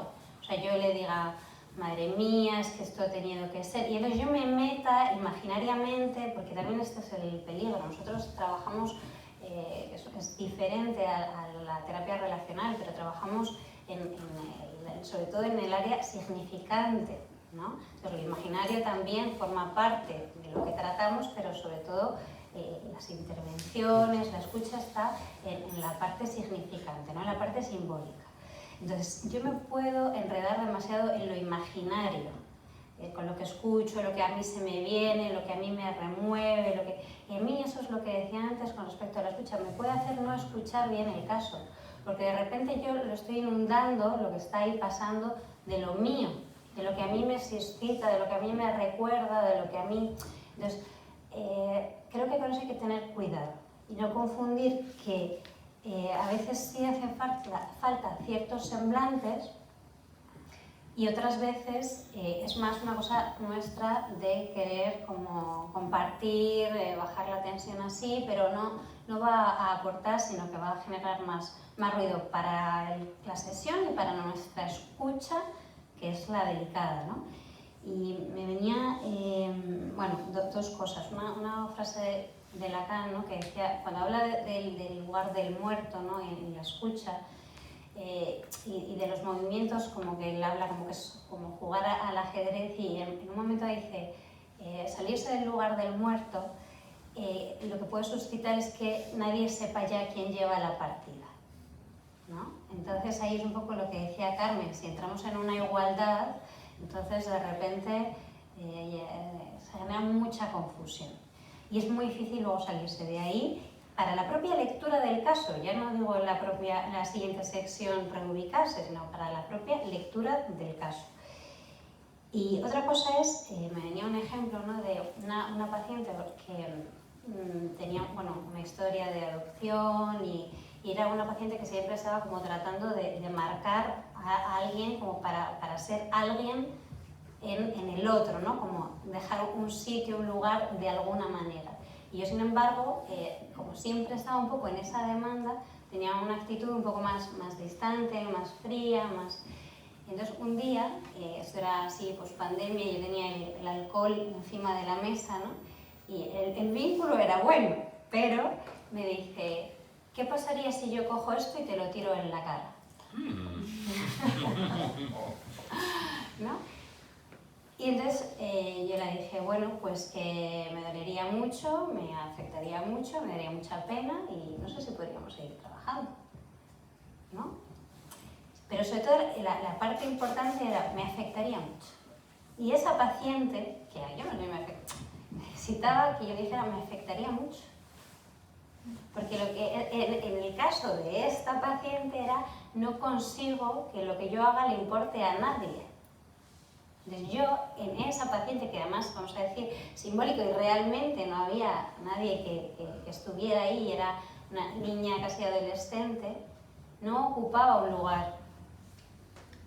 Entonces, creo que es importante la distinción de sí, a veces nos implicamos, pero por y para el paciente, como posible intervención, pero no para poner sobre la mesa algo nuestro.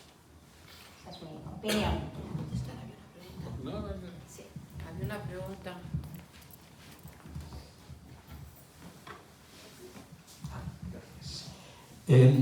Bueno, yo desde luego, y esto es un poco para enmarcar la pregunta, yo diría que la consciencia de la transferencia por parte del analista como peligro es una idea central y permanente en Freud desde el primer momento, y es lo que justifica toda su elaboración de las reglas técnicas del psicoanálisis. Es contener ese riesgo de transferencia. La necesidad misma de que el psicoanalista esté psicoanalizado y las dificultades que alcanzan incluso los buenos psicoanálisis es el tema fundamental de análisis terminable o interminable.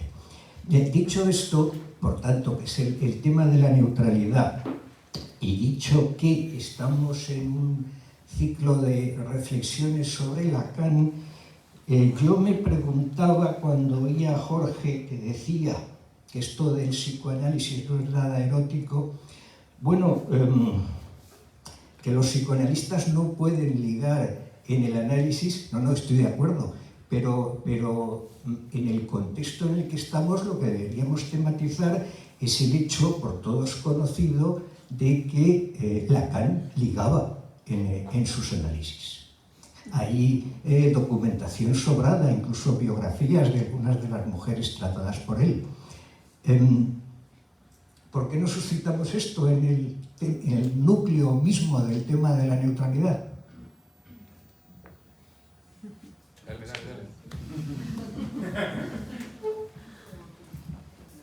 Empieza Bruno. En relación a Lacan, a mí lo que Lacan... Bueno, es un tema súper interesante, pero a mí en principio lo que Lacan hizo en su vida no me importa lo más mínimo, me interesan las ideas, incluso y hago todo el esfuerzo para que me interesen las ideas, no porque sean de Lacan, sino porque sean buenas ideas, ¿no? Es un problema que tenemos en el psicoanálisis. Hoy Carmen lo dijo con mucha claridad, ¿no? Esperamos que este sea un espacio donde nos demos cuenta que Lacan es otro autor más. Eso es fundamental. Para mí en Buenos Aires tenemos un problemón con eso. Un problemón. O sea, se nos arma la idea de que Lacan es una especie de... La obra de Lacan es una especie de texto sagrado. Estamos leyendo Seminario 1, 2, 3, unos 150 años buscando la verdad. Debe estar por ahí la verdad. Entonces, en ese esfuerzo, estoy al tanto que Lacan, evidentemente... Para mí Lacan, por lo que yo leí de sus testimonios, fue un pésimo psicoanalista. Los testimonios, ¿no? Los testimonios que están publicados. Pero bueno, digo, pero sus ideas me parecen muy buenas. Si él no hizo lo que dijo, bueno, problema de él y yo qué sé, su conciencia. Pero no creo que eso influya. Bueno, igual digo que es interesante porque habría que pensarlo bien, ¿eh? Pero en principio me da la sensación de que hay algo de sus ideas muy potentes a pesar de que él no las haya llevado a cabo. Por ejemplo, Lacan dice, esto es increíble, Lacan mandaba a sus pacientes a estudiar, no, el paciente le decía, yo quiero estudiar psicología, no, vaya a estudiar medicina. No, estudie psicología, es una carrera que no sirve para nada, estudie medicina. No, pero yo quiero estudiar psicología, bueno, ¿y qué hacía Lacan? Le ponía los horarios de la sesión en los momentos donde tenía que cursar la carrera. O sea, quiero decir, esa neutralidad. ¿No? Esa mínima abstinencia que uno tenía que tener estaba completamente perdido. Bueno, así que quedémonos con las ideas de Lacan y no tanto con lo que él hizo, que sí, que en muchos aspectos es muy cuestionable. Y en relación a lo que trae de Freud, bueno, quizás Freud lo pensó, pero no lo escribió eso, quiero decir. Digo, Freud no escribió, nuevamente, si ustedes lo encuentran, tráiganmelo, quiero decir, la transferencia del psicoanalista y cómo él transfirió, ¿no? Sobre Dora, sobre el hombre de las ratas, sobre el hombre de los lobos, sobre Juanito, yo no lo veo en ningún lugar. Eso, lo que veo es, incluso lo que veo es psicoanalistas durante muchísimo tiempo, hasta el año 50, por lo menos, interpretando la transferencia. Es decir, si uno interpreta la transferencia es porque puede creer que puede salirse, ¿se entiende? ¿No? O sea, yo estoy afuera de la transferencia y la puedo ver de afuera y la leo, la interpreto. Eso es lo que estamos también a un punto cuestionando, ¿no? ¿Qué sería leer cuando uno participa de aquello de lo que lee? Es un problema, me parece a mí, ético-epistemológico muy interesante. En principio me da la sensación que requiere una vigilancia epistemológica plena. Es decir, el psicoanalista es la persona, a diferencia del paciente, el analizante no lo tiene que pensar eso. Pero nosotros tenemos que estar permanentemente pensando cuál es nuestra posición en ese sentido, ¿no? Una y otra vez. Creo que eso es lo que marca la diferencia, ¿no? Bueno. ¿Cómo se llama? ¿Cómo te llamas? Jesús. Mira, yo no dije que no es erótico el psicoanálisis. El problema es que es erótico y no se puede ligar, justamente. Que estamos, digamos, sumergidos en cuestiones eróticas, pero no se puede ligar. También creo que esto plantea, que no había salido hasta ahora, ese otro aspecto, ¿no?, de la abstinencia, que es que no se puede tener relaciones sexuales con los pacientes. Y yo estoy de acuerdo con eso, y creería que no es solo una cuestión moral, que también se puede plantear, sino es una cuestión de que hay algo, digamos, en ese dispositivo que me parece insostenible o incompatible con una relación erótica. O sea que si Lacan lo hacía, yo diría estaba mal.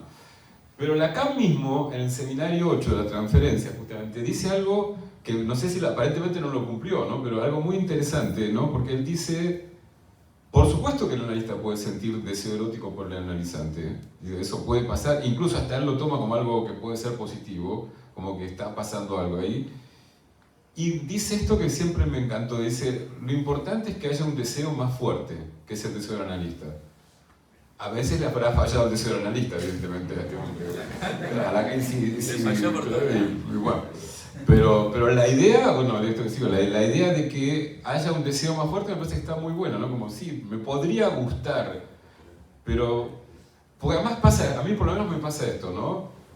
Bueno, te acostarás 1, 2, 3, 6 veces, pero lo que está en juego en un análisis es tanto más importante que lo que pueda haber ahí, que realmente me parece que hay una elección que es ética, pero a mí me parece que también es vital. O sea, no tengo ganas de estropear algo tan importante por algo que... ¿Cuánto? O sea, no, Quizá eso nos llevaría un poco a plantear el tema de la sublimación sí, no, hasta qué medida, ¿no? El espacio analítico es un espacio que propicia, ¿no? O que busca, ¿no? Un espacio de sublimación, entre comillas, lo de la sublimación, que es otro tema. Sí, no, quería comentar una cosa de sí, esta... Vale. Bueno, me parece que tiene relación en el sentido erótico un poco también con lo que decía Rocío, ¿no? Porque ella también preguntaba esto de nos tienen que importar, es decir, como la entrada de lo afectivo en la relación, ¿no?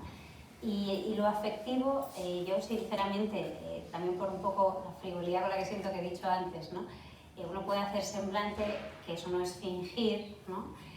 Y claro que puede haber algo afectivo con los pacientes, yo creo que es un poco inevitable, ¿no? Yo sí siento que mis pacientes me importan y a veces más de lo que nos gustaría que nos importara, en el sentido de que te llevas mucho a casa, ¿no?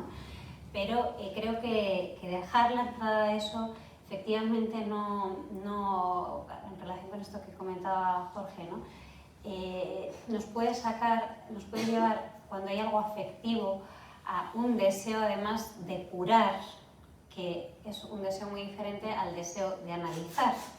Entonces, lo afectivo tiene ese riesgo, no es que pueda o no pueda darse, es que lo que va a hacer es poner en juego la terapia, ya sea sexualmente o afectivamente, la puede poner en juego. Entonces, precisamente porque el paciente nos importa, lo mejor que le podemos dar, ya que probablemente en su vida tengan muchas otras personas a las que ya le importa, nosotros no ser uno más y ocupar el lugar de no salirnos del deseo de análisis por el deseo de cura, por el propio afecto, porque entonces ahí ya entramos en el demandar al paciente que sea de una manera, que no vuelva con el ex, que estudie esto en vez de lo otro. Entonces, lo erótico afectivo presente, pero encapsulado de alguna manera, ¿no?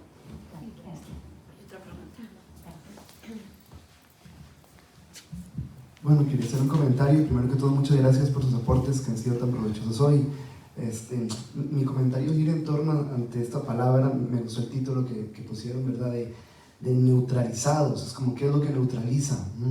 Y me interesa un poco por el ejemplo que trajiste, Julia, sobre las supervisiones y sobre lo de supervisión a esta persona que le dicen como, bueno, es que no has preguntado y le dicen, bueno, es que no salió en la asociación libre.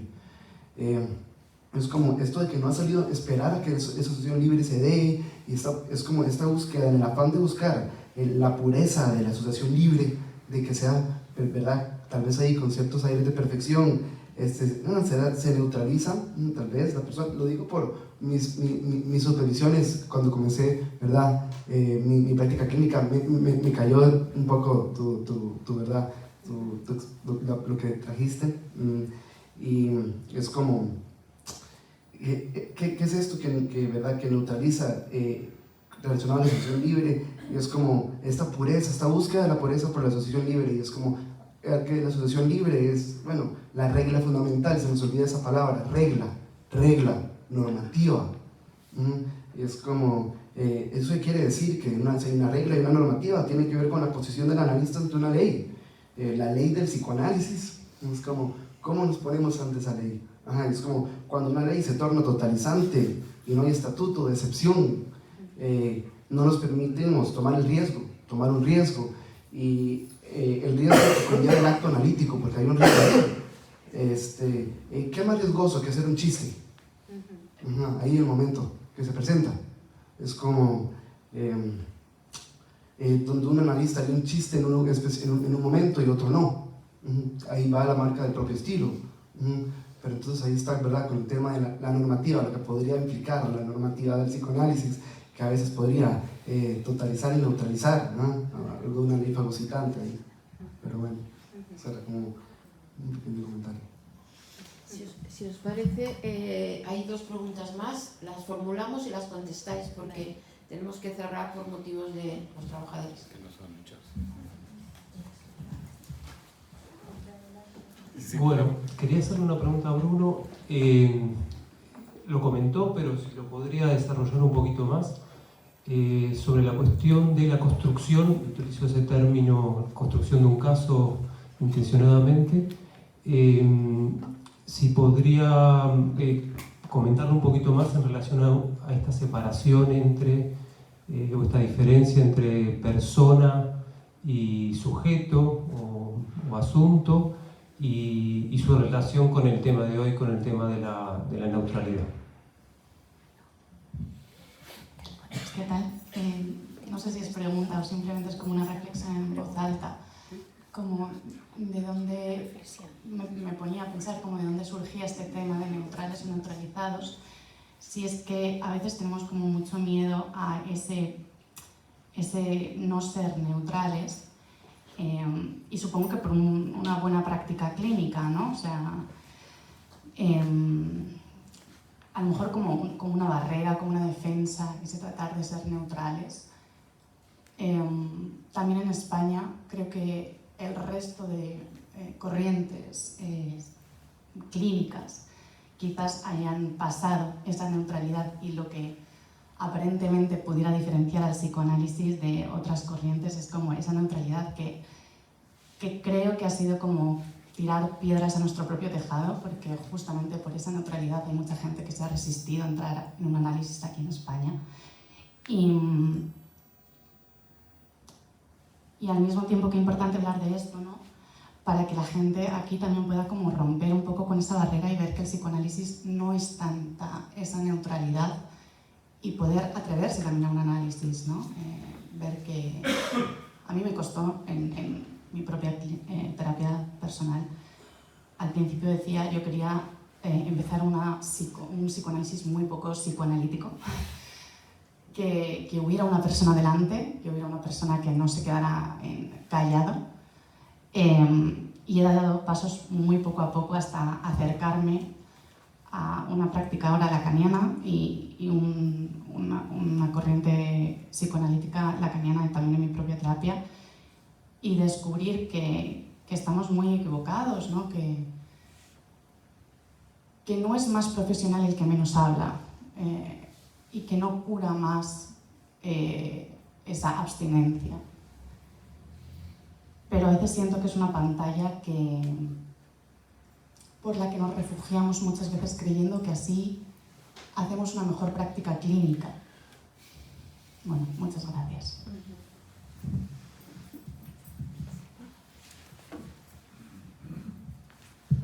Voy a tratar de tomar las 3 preguntas, pues se me armó alguito mientras los escuchaba. Es que, y de paso hago un chivo, como decimos en Argentina, no sé cómo se dice acá. Bueno, que saqué un libro hace 2 años que se llama ¿Qué hace un psicoanalista?, ¿no?, sobre los problemas técnicos. Lo menciono porque mi preocupación era, o lo que quería decir era que los psicoanalistas tenemos que hacer muchas cosas, que hay que hacer cosas, que hay que forzar. Cuando digo forzar es que no va de suyo que alguien se sienta, hable. La persona hable, uno escucha, 6 meses. O sea, ¿quién puede creer que alguien se va a curar así?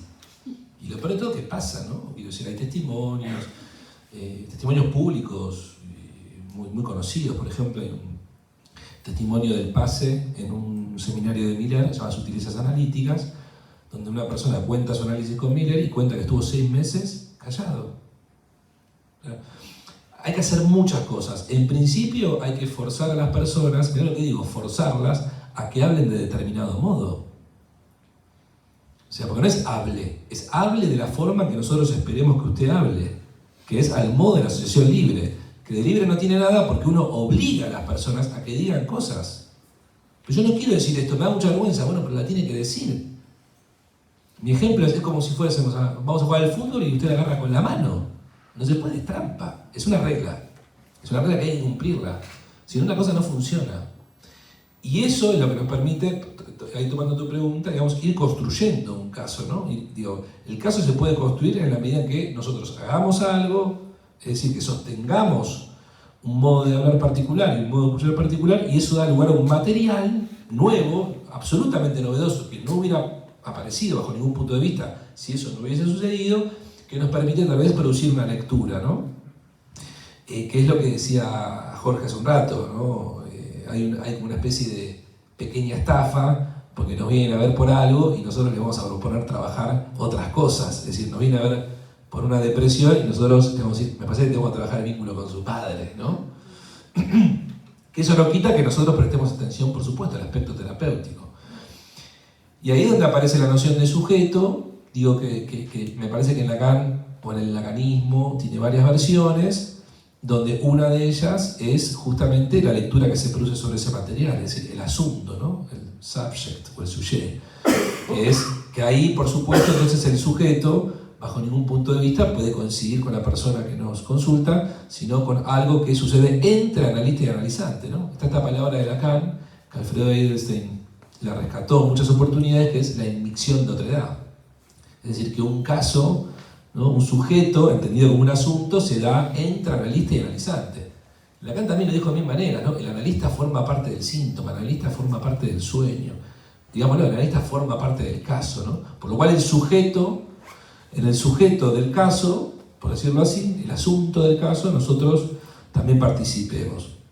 Después hay otras perspectivas del sujeto, que son, ¿no? el sujeto como entendido como un efecto, ¿no? de la combinatoria significante, o incluso el sujeto entendido como subjetividad. Pero hay una idea de sujeto que creo que puede ser concebido de este modo, ¿no? Como la lectura que se produce, o las lecturas que se producen sobre el material analítico y, ¿no? el sujeto de este análisis. Donde, bueno, por ejemplo, en el caso Dora, ¿no? El sujeto del caso Dora, cuando Lacan lo trabaja, son Dora, el padre, el señor K y la señora K. Son 4 personas, digámoslo así, en un sujeto. Ahora, ¿qué pasa? Lacan no se incluye, Lacan tampoco se incluía. Les recomiendo leer La verdad en Lacan, de Jacques Derrida, donde Derrida critica la lectura que hace Lacan de la carta robada. Que, fíjense esto, yo cuando lo leí no lo podía creer. Dije, uy, tiene razón Derrida. Dije, ¿qué dice Derrida? Lacan lee la carta robada y elimina de su lectura el narrador. Yo cuando me dije, uy, es cierto. Bueno, efecto verdad, ¿no? Una gran lectura. Creo que Lacan ahí se podría haber incluido, bueno, ¿no? O Freud, ¿no? Digo, como el analista también como parte de ese sujeto.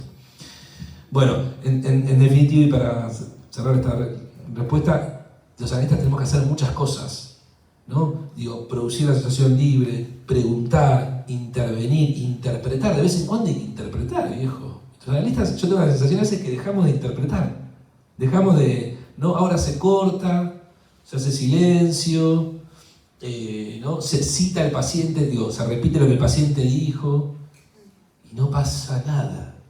No pasa nada. De vez en cuando hay que meter alguna conjetura, una interpretación, lo que Freud llamaba construcción, ¿no? Unas hipótesis.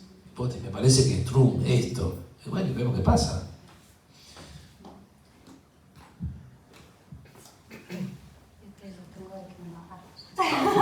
Porque tú tienes el otro. Bueno, yo quería comentar algunas cosas con respecto a lo que decías de la asociación libre y lo que comentabas de que tenemos que hacer muchas cosas.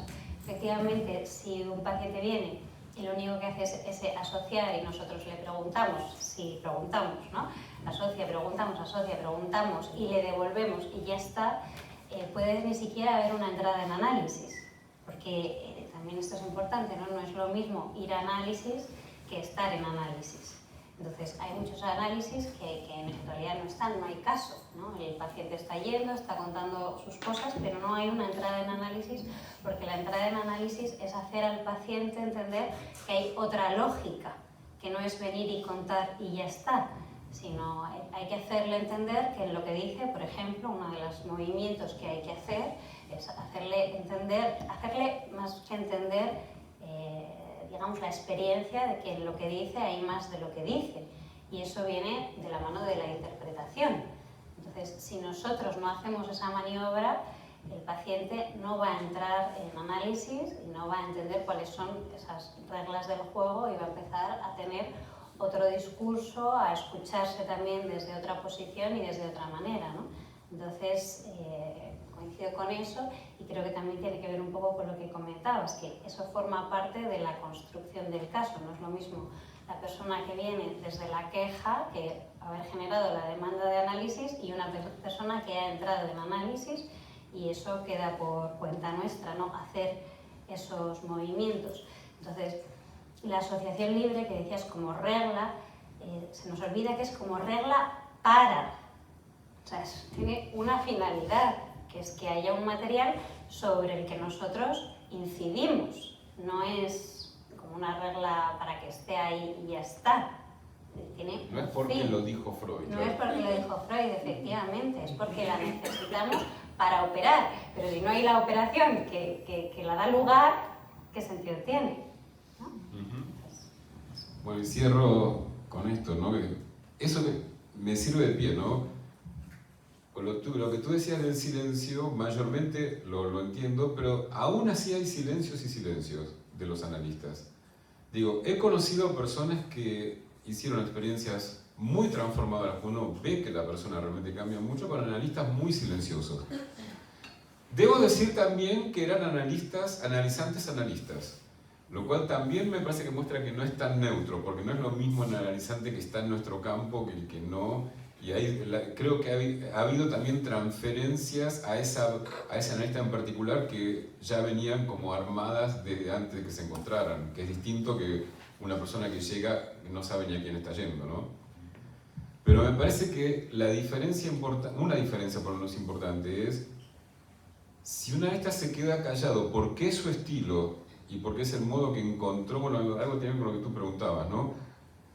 Su técnica, ¿no? Pues siempre la técnica, el problema me parece que la técnica o la riqueza de la técnica del psicoanálisis está muy vinculada a que está muy articulada a qué teoría tengas del sujeto. Según cómo pienses el sujeto es la técnica que vas a poder implementar, y no hay una sola, seguramente. Ahí está este tema de los estilos, ¿no? Si un analista hizo de eso un estilo, me parece que es muy distinto que la otra posición, que es la más común, que es el analista que es el que mucho nombró Julia, ¿no? El analista que está totalmente bajo la mirada superyoica, que la puede encarnar el supervisor, la teoría, la institución, ¿no? Cualquier lugar desde el cual, digamos, se lo lleva todo el tiempo a esta pregunta que tú trajiste también. ¿Está mal o está bien esta intervención? La verdad es que nunca lo sabemos. La verdad es que siempre estamos en riesgo. O sea, intervenir es animarse a esos riesgos. Entonces me parece que hay diferencias. Sí creo que el problema que tiene la persona, en el caso 2, ¿no? El que está inhibido porque no deja de, lo voy a decir ahora a propósito, de escuchar a su superyo. El problema es que va a tener poca disposición para escuchar a la persona que está delante de él, porque todo el tiempo va a estar pensando, digamos, en si está bien lo que va a hacer o no. Creo que cuando alguien se siente realmente escuchado es muy fuerte, y ahí por ahí no es tan importante el estilo del analista. Si ese analista silencioso de verdad está escuchando al analizante, me parece que es muy distinto que si desde el silencio lo que está, digamos, está inhibido y tratando de escuchar qué tendría que hacer según no sé qué teoría. Sí, así que, como siempre, en el psicoanálisis las respuestas son complejas y hay una magia que se produce que no se aprende del todo en ningún libro, ni enseña en ninguna facultad. Bueno, tenemos 5 minutos si alguien quiere hacer una última Tenemos pregunta. un club de 12. Sí, exactamente. ¿Hay alguna pregunta, alguna indicación? ¿No? Bueno, pues yo... Bueno, ¿qué le voy a hacer? Claro. Le voy a decir algo. Genial. Fabián. Hola, bueno, muchas gracias Me ha gustado mucho todas las intervenciones y también la originalidad, ¿no? La originalidad de la pregunta, porque neutrales o neutralizados, uno puede decir neutrales como quién, como Suiza, por ejemplo, son neutrales, o neutralizados como quién, como algún enemigo que uno pueda tener, todos los neutraliza. Y lo neutralizó. ¿No? ¿No les parece? Entonces, frente a eso, me parece que como es una aporía, no tiene salida esa pregunta, como os dais cuenta, ¿no? Sí, la prescindencia. Neutral, neutralizado. ¿Qué quiere decir? Que uno es prescindente, que uno prescinde de intervenir en los análisis. Ustedes recién lo decían así, un poco en general, ¿no? Decían silencio, silencio y corte, ¿no? Todo. En el super yo lacaniano de determinado momento funciona así, silencio y corte. ¿Y el paciente qué hacía? Seguía hablando año tras año, y no tenía ni idea a dónde se dirigía.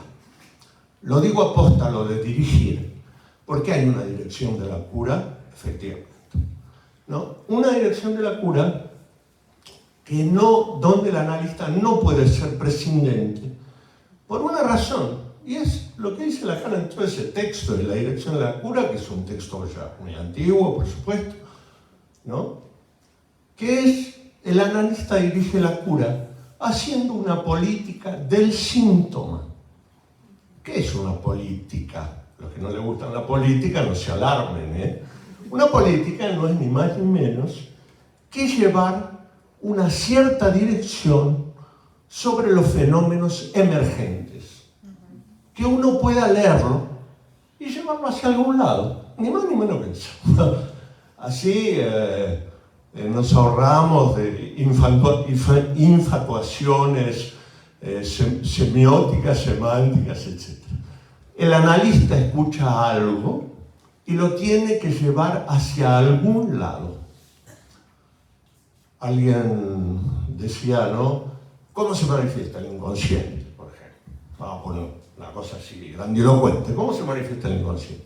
El inconsciente se manifiesta a través del síntoma, el acto fallido, el sueño, qué sé yo. Entonces quiere decir que cuando yo sueño algo, estoy en el inconsciente. Cuando yo hago un chiste, estoy en el inconsciente. No, porque todo eso se puede hacer y no tener nada que ver con el inconsciente. Si eso se hace con alguien que lo escucha, como que hay algo detrás de lo que se está diciendo, y eso es el analista, ¿no? Entonces, ahí sí se puede decir es una manifestación del inconsciente, porque si no, son manifestaciones de cualquier persona. Cualquiera hace un chiste, cualquiera sueña. Algunos despiertos más tiempo que otros, en fin. Pero es así, ¿eh? Entonces, me parece que, aparte de Lacan decía una cosa muy interesante, decía, el inconsciente interpela al analista. ¿Cuál es la función del analista? Y escuchar el inconsciente, nada más que eso, sin ni más ni menos que eso. Después hablamos cuestiones de las reglas, cuestiones de la norma, cuestiones de... Pero desde Lacan, el inconsciente se particularizó, se hizo uno por uno. Quiero decir, todo lo que ustedes estaban diciendo recién, comparto por supuesto en algunos casos. Bueno, lo de Anao no sé qué decirte, ¿eh? Lo de Anao es el principio de lo que Lacan después va a decir el deseo del analista. O sea, tiene tela eso. Pero en cualquier caso sí me parece que es fundamental pensar en que hay un trabajo del analista y ese trabajo del analista es dirigir una cura. De prescindencia, nada. Y si realmente... Bueno, y otra cosa más. Y con esto ya termino, perdónenme la intervención tan larga, ¿no? Que es en cuanto a la cuestión transferencial. La transferencia no se trata de transferir afectos, vamos a empezar por ahí. Aunque la palabra transferencia sí quiere decir éxtasis. El origen de esa palabra es éxtasis.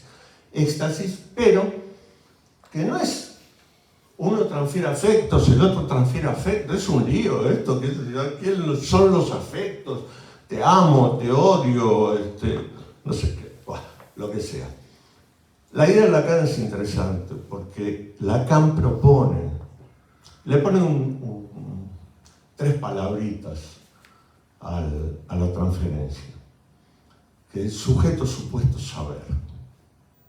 Sujeto, supuesto, saber quiere decir que no está ni de un lado ni del otro. ¿Por qué lo digo? Porque si uno piensa la transferencia en función del fin de análisis, que es como hay que pensar la transferencia, porque si no es sugestión o hipnosis, es decir, eso está para ser disuelto, la transferencia está para ser disuelta y ese es el fin de análisis.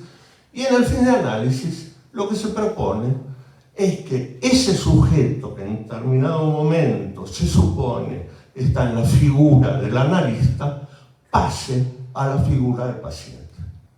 Es decir, que el paciente en determinado momento sepa que tiene un saber que él mismo desconoce. Bueno, nada más que esto, por favor, quería decir. Y muchísimas gracias. Perdonen, no me he podido controlar.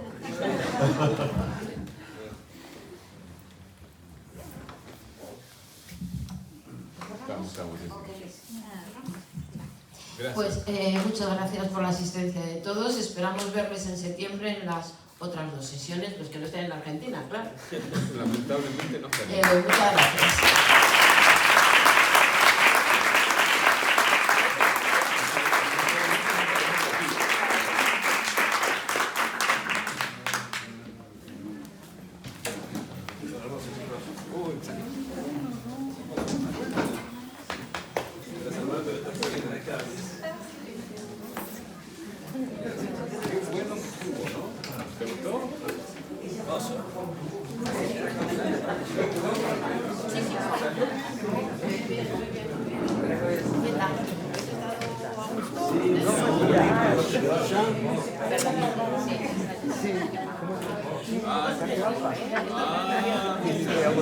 El ambiente nos genera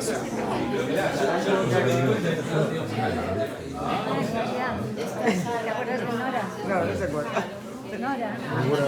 Siempre. ¿Qué me dice? Se vuelve a presentar.